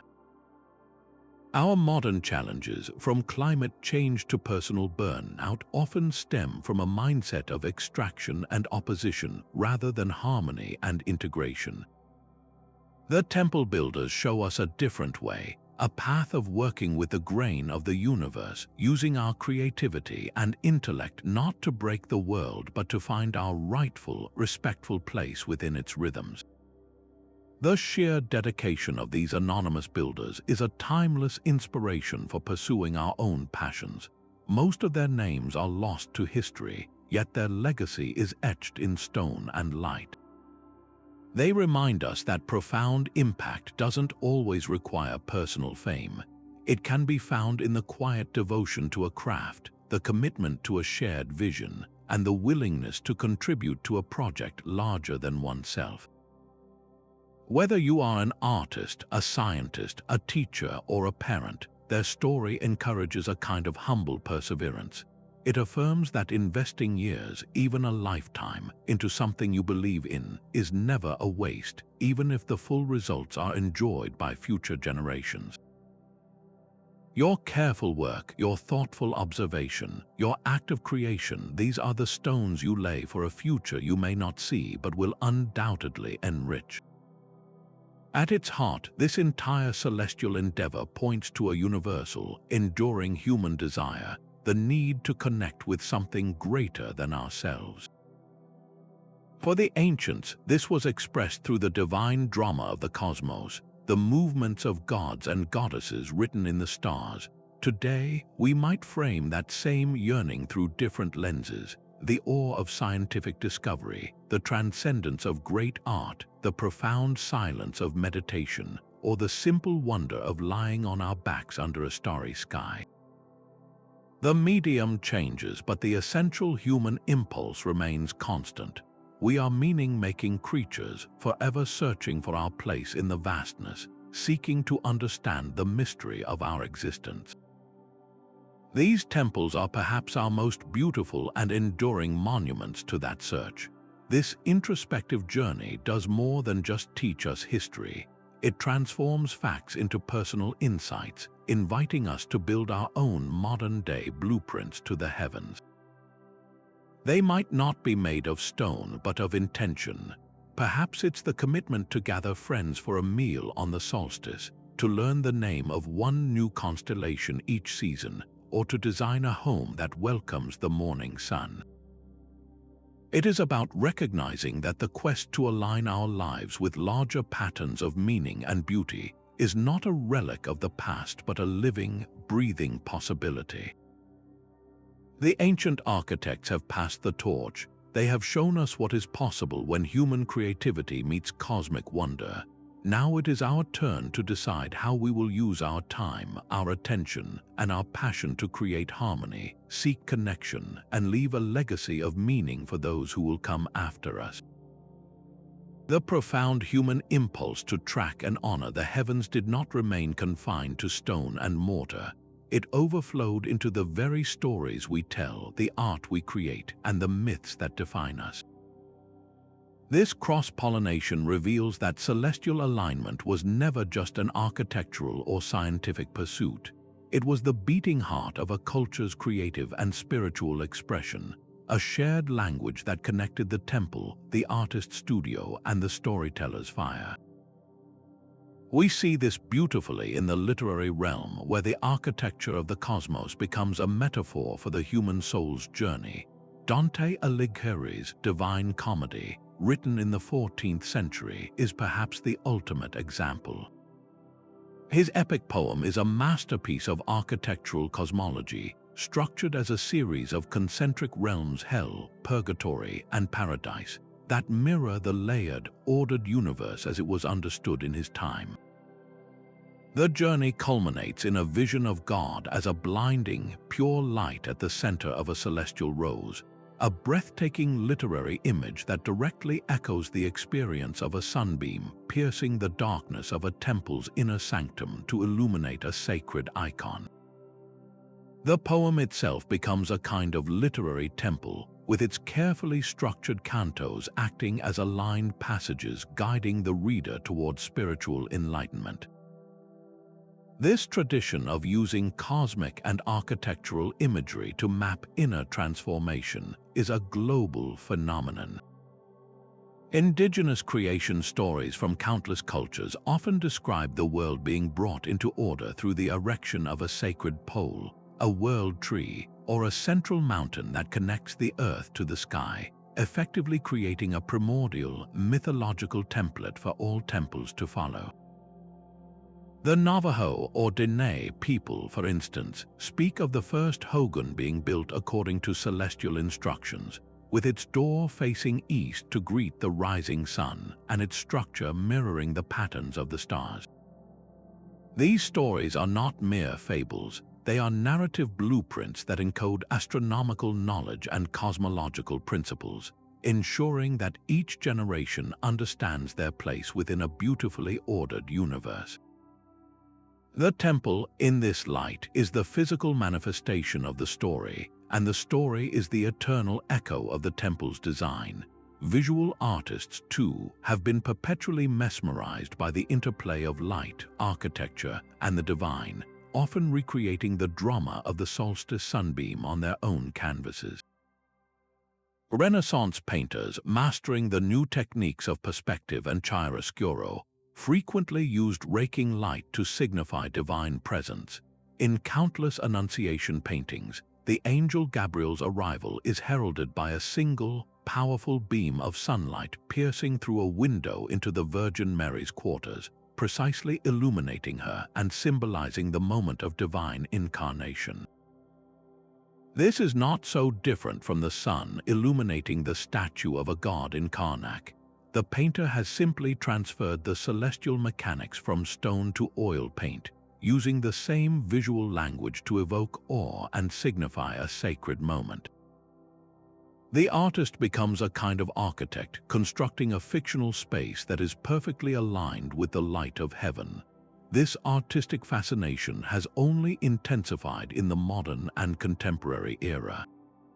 Today's installation artists often use light itself as their primary medium, creating experiences that directly recall ancient temple alignments. James Turrell, a leading figure in this movement, constructs entire rooms and apertures designed to frame the sky, manipulating natural and artificial light to create sublime, immersive environments that challenge our perception of space and form.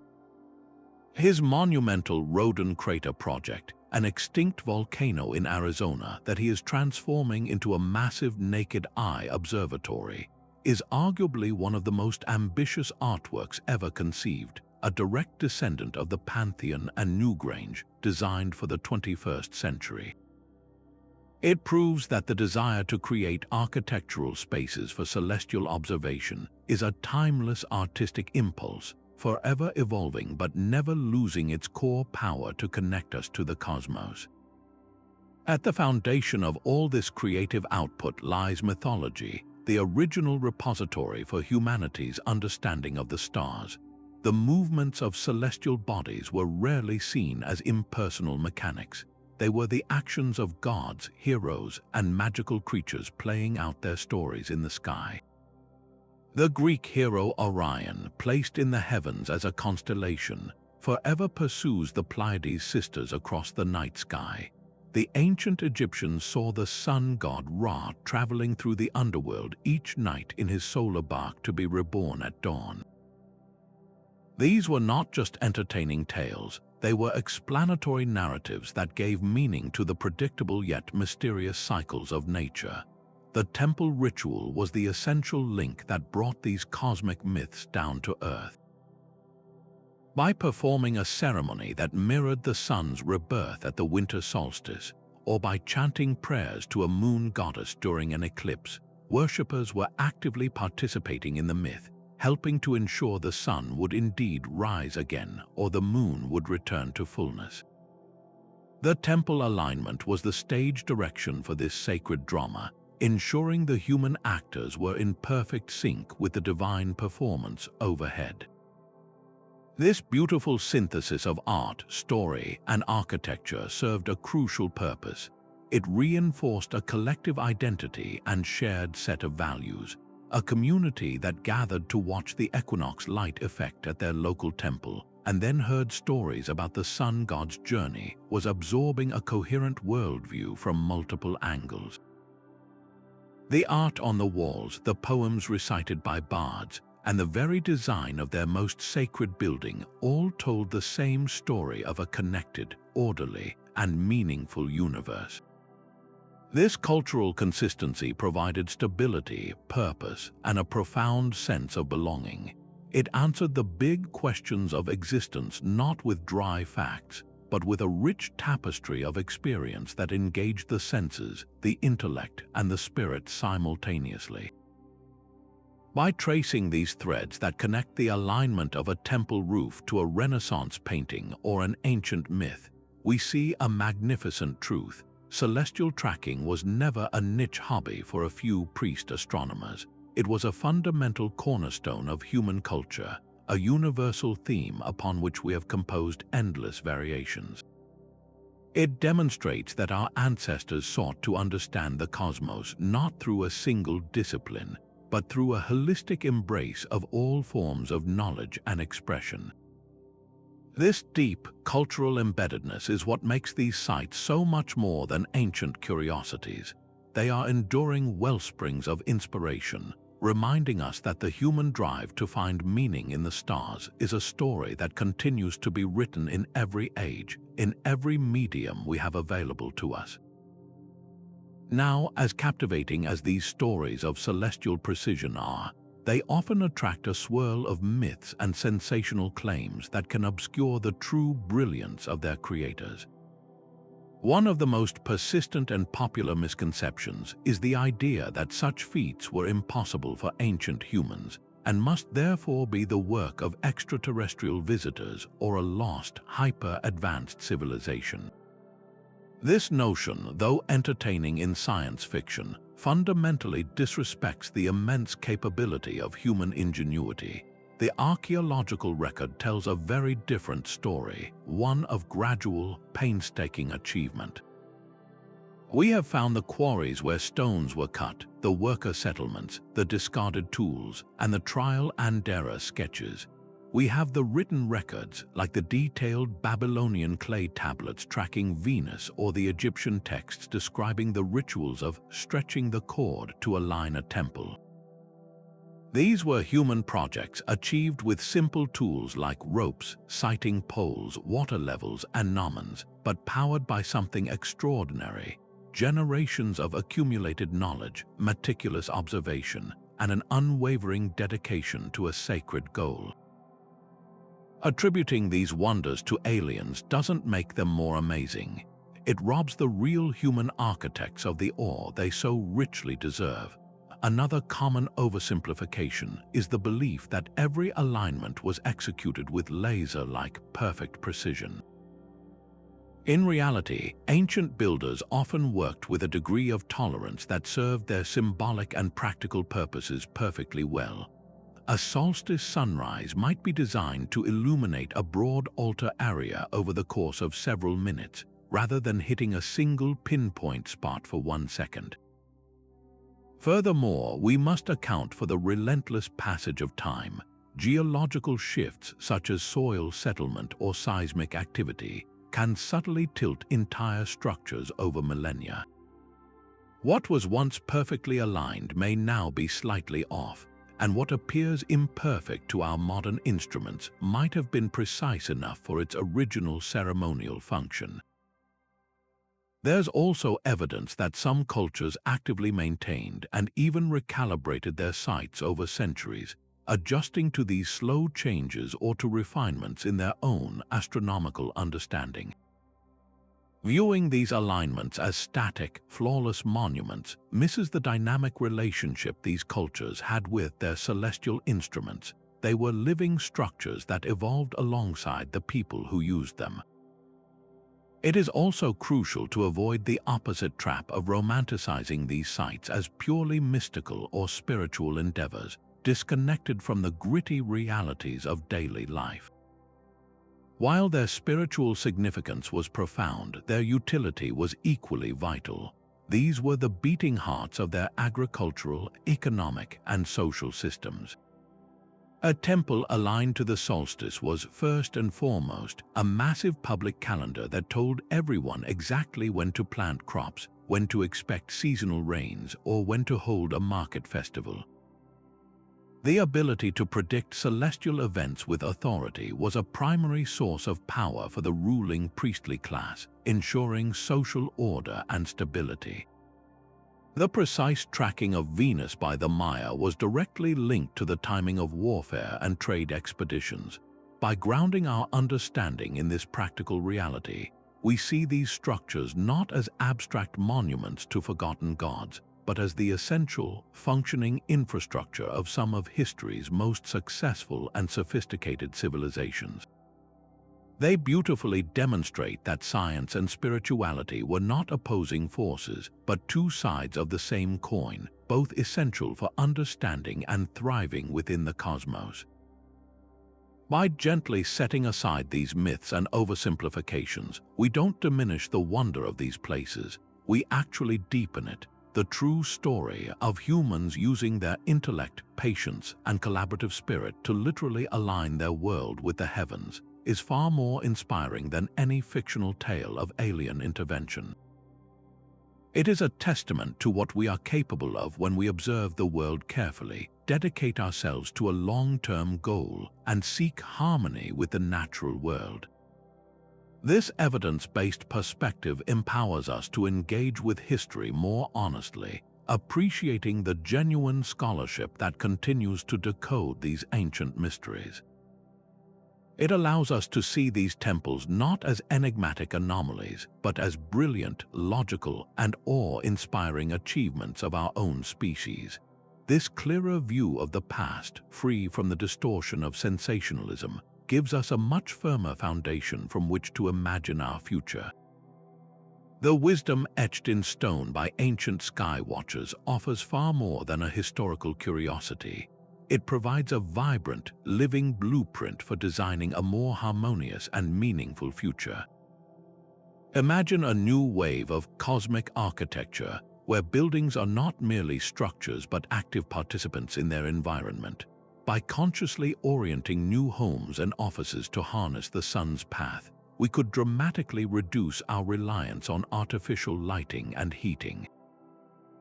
Large south-facing windows in the northern hemisphere could capture the low winter sun for natural warmth, while strategic overhangs would block the high, intense summer sun, naturally cooling the interior. This isn't just about energy efficiency. It's about re-establishing our biological connection to the diurnal and seasonal rhythms, creating spaces that actively support human well-being by synchronizing our built environment with the natural cycles our bodies evolved with.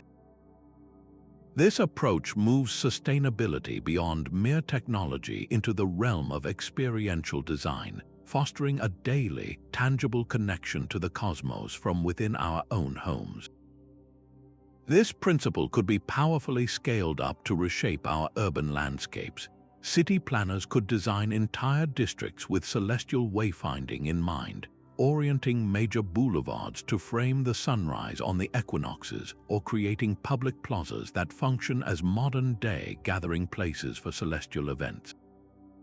A city hall or a central library could be designed with a specific aperture or light well that allows a beam of sunlight to illuminate a civic seal or a piece of public art only on a significant local holiday, like the city's founding date. This would revive a sense of shared ritual and civic pride, creating annual events that unite the community in a moment of shared wonder, much like the solstice gatherings at ancient temples. In an age of digital isolation, these designed celestial moments could provide a powerful, authentic, and collective experience, strengthening cultural identity and rooting it in the timeless patterns of the sky. The lessons become even more critical as we look beyond our planet. For future long-duration space habitats or colonies on the Moon or Mars, maintaining a connection to celestial cycles will be vital for the psychological health of crews. Without Earth's familiar atmospheric cues and the clear horizon, traditional navigation and timekeeping will be challenged. Ancient techniques for determining orientation and tracking time using the sun and stars, honed over millennia by cultures who navigated vast oceans and deserts, could provide invaluable low-tech backup systems. A Martian habitat might incorporate a small, strategically placed viewport that frames Earth in the sky on a specific date, creating an annual reminder of home. Furthermore, the holistic mindset of ancient builders who seamlessly integrated art, science, and spirituality is precisely the kind of interdisciplinary thinking required to design not just functional, but truly livable and inspiring environments for long-term space exploration. It encourages us to design habitats that nourish the human spirit, not just sustain the human body.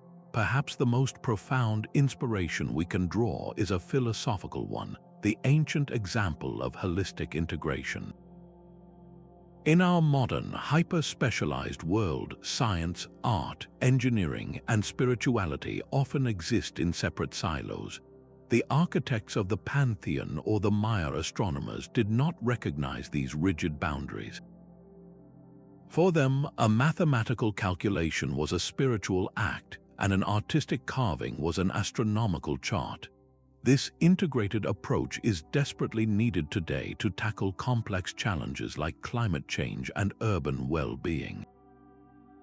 Imagine a collaborative design team that includes not just architects and engineers, but also astronomers, psychologists, artists, and community elders.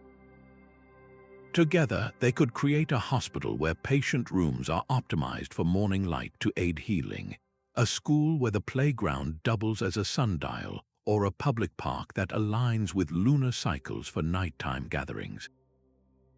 By breaking down these disciplinary barriers, we can create solutions that are not only technologically smart but also culturally rich, emotionally resonant, and deeply sustainable. The legacy of these ancient sky watchers challenges us to build a future where our technology doesn't separate us from the universe, but rather helps us find our place within it once again.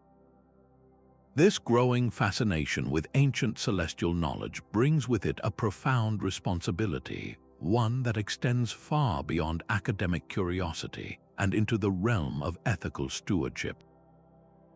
As we seek to understand these remarkable achievements, we must constantly ask ourselves a crucial question: who truly owns this knowledge? For many cultures, particularly indigenous communities around the world, the alignments encoded in their ancestral sites are not merely historical artifacts to be studied. They are living, breathing elements of their cultural and spiritual identity.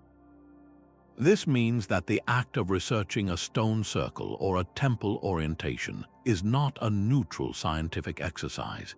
It is an engagement with a living tradition, and it must be approached with the same respect and consent we would afford any contemporary community sharing its sacred practices. The principle of free, prior, and informed consent, or FPIC, must become the cornerstone of any research involving indigenous heritage. This goes far beyond simply getting permission to access a site. It means involving communities from the very inception of a research project, collaboratively designing study methods that are culturally appropriate, and ensuring that the community has the right to say no to any aspect they are uncomfortable with. For example, some knowledge may be considered too sacred for public dissemination, accessible only to certain elders or initiated members. A researcher might make a groundbreaking discovery about a stellar alignment, but if sharing that information publicly would violate a cultural protocol, the ethical choice is to respect that boundary. This collaborative model transforms research from an extractive process where outside experts mine a community for data into a cooperative partnership where both scientific and cultural goals are advanced together. This partnership also demands a radical rethinking of how we handle the physical artifacts of this knowledge. The movement for the repatriation of sacred objects and human remains, long championed by indigenous groups, is a critical part of this ethical landscape. Countless items with astronomical significance, carved stones depicting constellations, painted hides recording celestial events, or navigational instruments were taken from their communities and placed in museums worldwide, often without consent. Returning these items is not just a symbolic act, it is a necessary step in restoring cultural sovereignty and allowing communities to reclaim and reinterpret their own heritage on their own terms. When these objects are home, they can once again serve their intended purpose as educational and spiritual tools for the people whose ancestors created them. The commercial dimension of this ancient wisdom presents another significant ethical minefield. There is a growing trend of appropriating sacred symbols and designs for tourism, merchandise, and even corporate branding. Imagine a popular resort building a replica of a sacred stone circle for guests to enjoy, or a clothing company printing a pattern based on a secret cosmological map onto T-shirts. These actions divorce these powerful symbols from their original context and meaning, turning profound cultural and spiritual intellectual property into a commodity.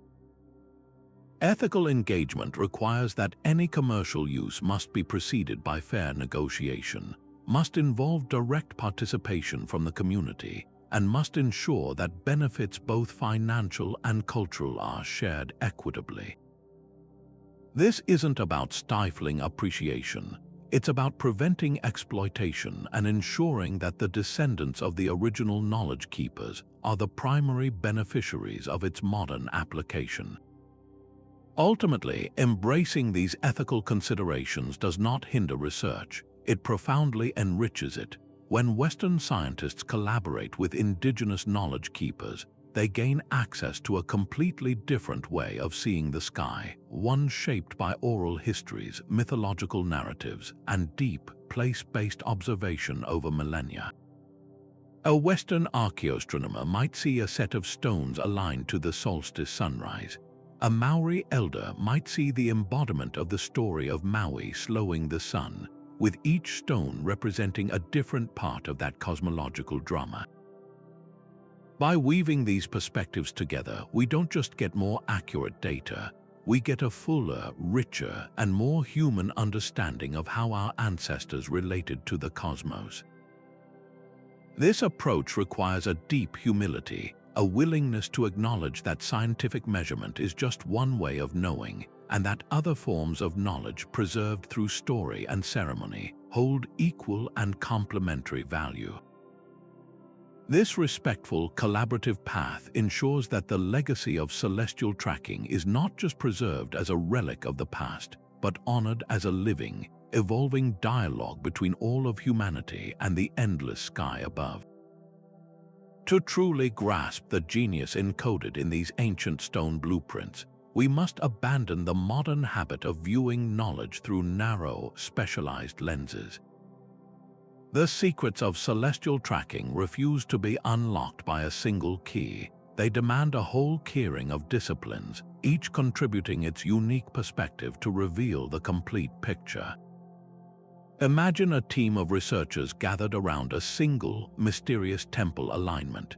An archaeologist meticulously excavates the floor, uncovering pottery shards and charcoal remnants that reveal the site was used for specific rituals at certain times of the year. A few feet away, an astronomer runs sophisticated software, digitally rolling back the night sky thousands of years to see which star or planet would have been perfectly framed by a particular roof opening on the date indicated by the archaeological finds. Meanwhile, a historian pores over faded manuscripts or inscribed stelae, searching for textual accounts that describe the ceremony, the deity being honored, and the cultural significance of that precise celestial event. An anthropologist might then consult with descendant communities, whose oral traditions hold fragments of knowledge passed down through generations, offering interpretations that written records alone could never provide. Even a physicist might be called in to model the precise angle of sunlight refraction through the atmosphere at that specific latitude, calculating the exact minute the first ray would have struck an altar. This isn't a hypothetical scenario, it is the standard collaborative practice of modern archaeoastronomy, and it consistently leads to stunning breakthroughs that would be impossible for any one field to achieve alone.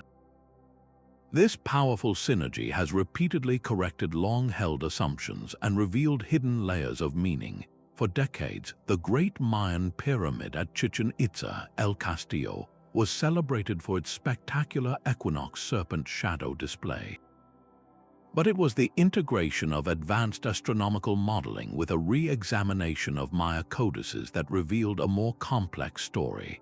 Researchers discovered that the pyramid's geometry also creates a unique pattern of light and shadow during the zenith passages, the 2 days of the year when the sun passes directly overhead at noon and vertical objects cast no shadow. This phenomenon, deeply significant to Maya cosmology but invisible to observers outside the tropics, was only deciphered by combining astronomical data with a deeper understanding of indigenous cosmological concepts. In another instance, the initial dating of certain European megalithic sites was thrown into question when astronomers pointed out that the precession of the equinoxes meant the alignments would have been slightly off at the presumed time of construction. This forced archaeologists to re-evaluate their evidence, leading to more accurate carbon dating and a refined timeline that finally made the site's celestial purpose perfectly clear. These are not mere academic corrections, they are fundamental shifts in our understanding, proving that when disciplines talk to each other, they can hear the whispers of the past with far greater clarity. This integrative approach does more than just solve puzzles. It allows us to step into the worldview of the ancient builders themselves. These master architects did not think in our compartmentalized terms. For the designer of the Pantheon, the structural engineering of the massive dome, the mathematics needed to calculate the sun's path through the oculus, and the artistic vision to create a space of overwhelming beauty and spiritual awe were all part of a single, unified act of creation. There was no distinction between the engineer, the artist, and the priest. These roles were fused into one holistic understanding of the universe. By forcing ourselves to collaborate across modern academic boundaries, we are, in a way, relearning how to think like them. We begin to see that a precise solar alignment was never just a calendar marker. It was simultaneously a feat of engineering, a work of art, a theological statement, and a social event. This multi-layered perspective protects us from reductionist interpretations that might, for example, dismiss Newgrange as merely a tomb or stone, Henge as simply an observatory. They were those things, but they were also so much more: spiritual centers, symbols of political power, expressions of cosmic order, and community gathering places. Interdisciplinary study allows us to hold all of these truths at once, appreciating the magnificent complexity of these structures. The implications of this collaborative model extend far beyond the study of ancient temples. In a world facing multifaceted crises like climate change, pandemics, and social inequality, the siloed expertise of the past is proving inadequate.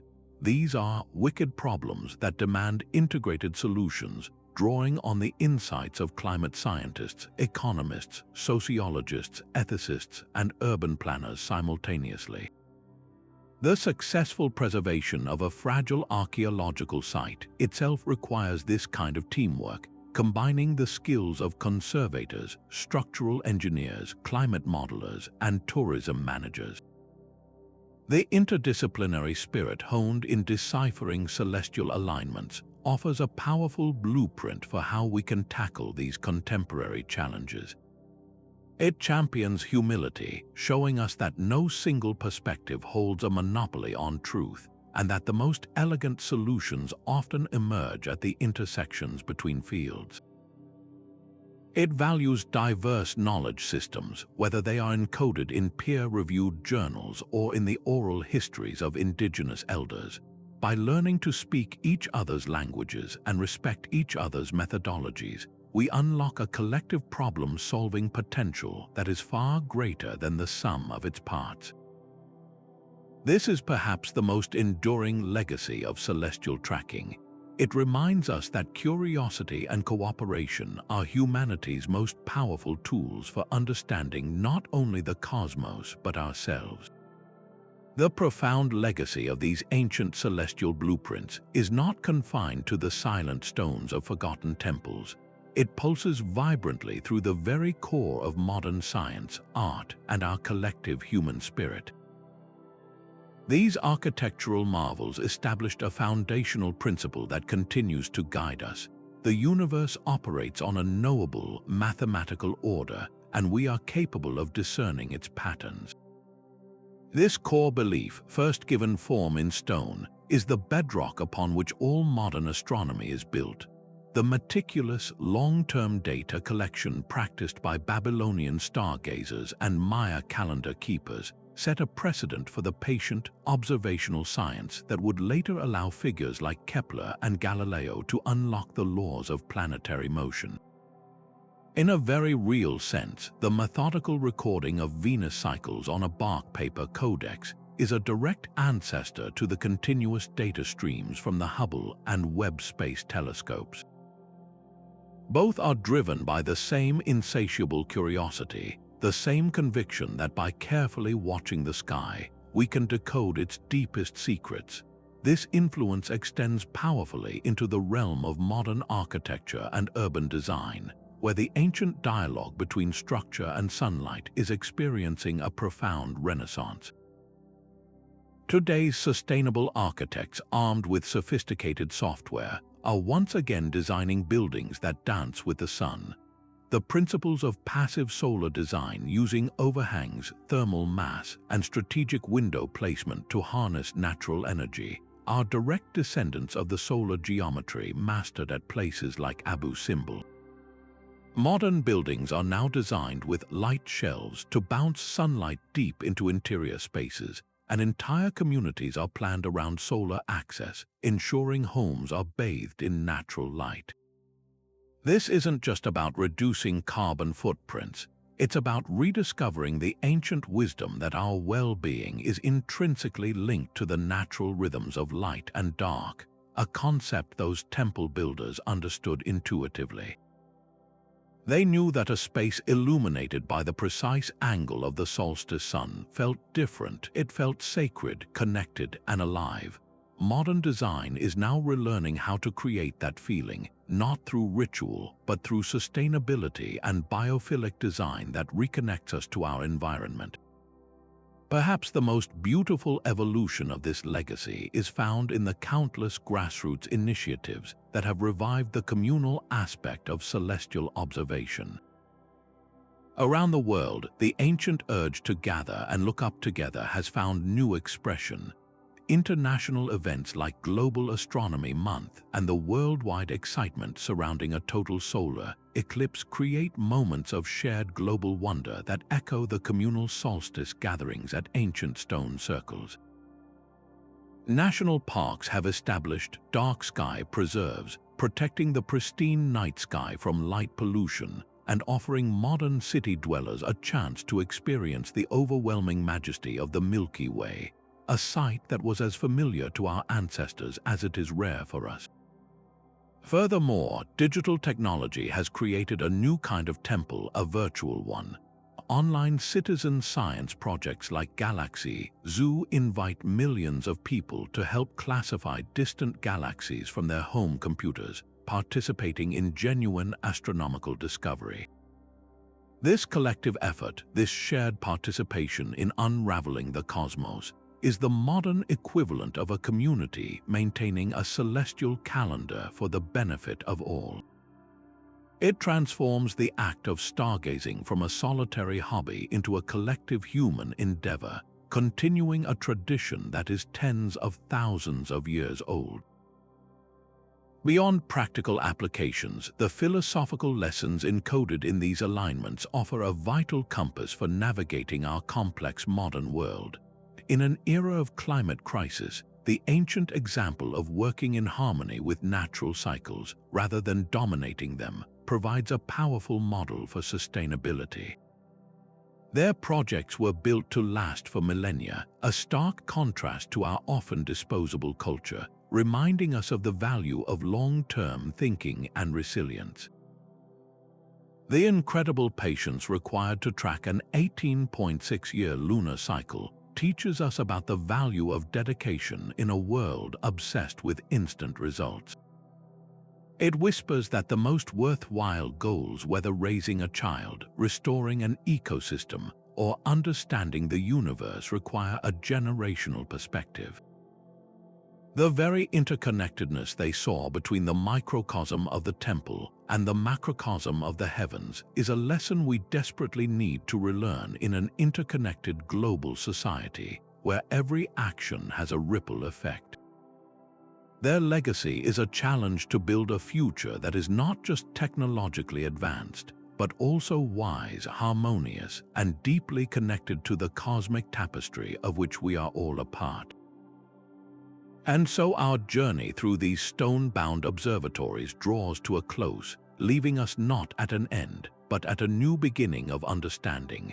We have wandered through the grand silence of the Pantheon, felt the anticipatory hush before a solstice sunrise at Newgrange, and traced the precise sight lines Maya astronomers used to track the wandering heart of Venus.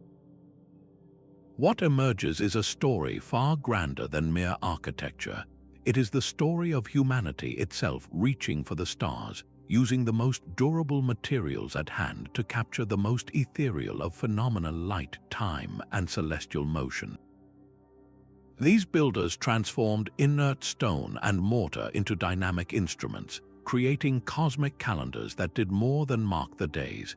They wove the very fabric of the universe into the heart of human community, connecting the farmer in his field, the priest in his sanctuary, and the king on his throne to the dependable, majestic turn of the heavens. The true revelation lies in the breathtaking unity of purpose that spanned continents and millennia.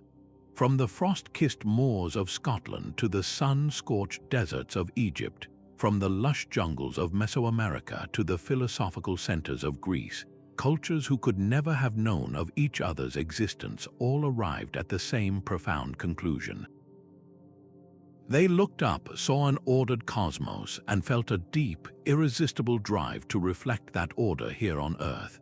They shared a common goal: to find meaning in the patterns overhead and to embed that meaning into the very places where they lived, worshipped, and sought understanding. This was achieved not through magic, but through a powerful fusion of meticulous observation, patient record-keeping, and mathematical ingenuity. They used gnomons to track shadows, merkhets to find true north, and crossed sticks to plot planetary paths, proving that the human mind, when coupled with unwavering dedication, is the most powerful instrument of discovery ever created. The legacy of these celestial blueprints is not locked in the past. It is a living invitation extended to us in the present. These temples challenge our modern, often frantic pace of life, reminding us of the value of patience, of observing the world around us with intention, and of seeking harmony with natural cycles rather than resisting them. They ask us to consider how we might integrate their wisdom into our own lives. Perhaps it's in designing homes that welcome the morning sun, in setting aside time to simply gaze at the moon, or in fostering a sense of community around the shared wonder of a meteor shower or an eclipse.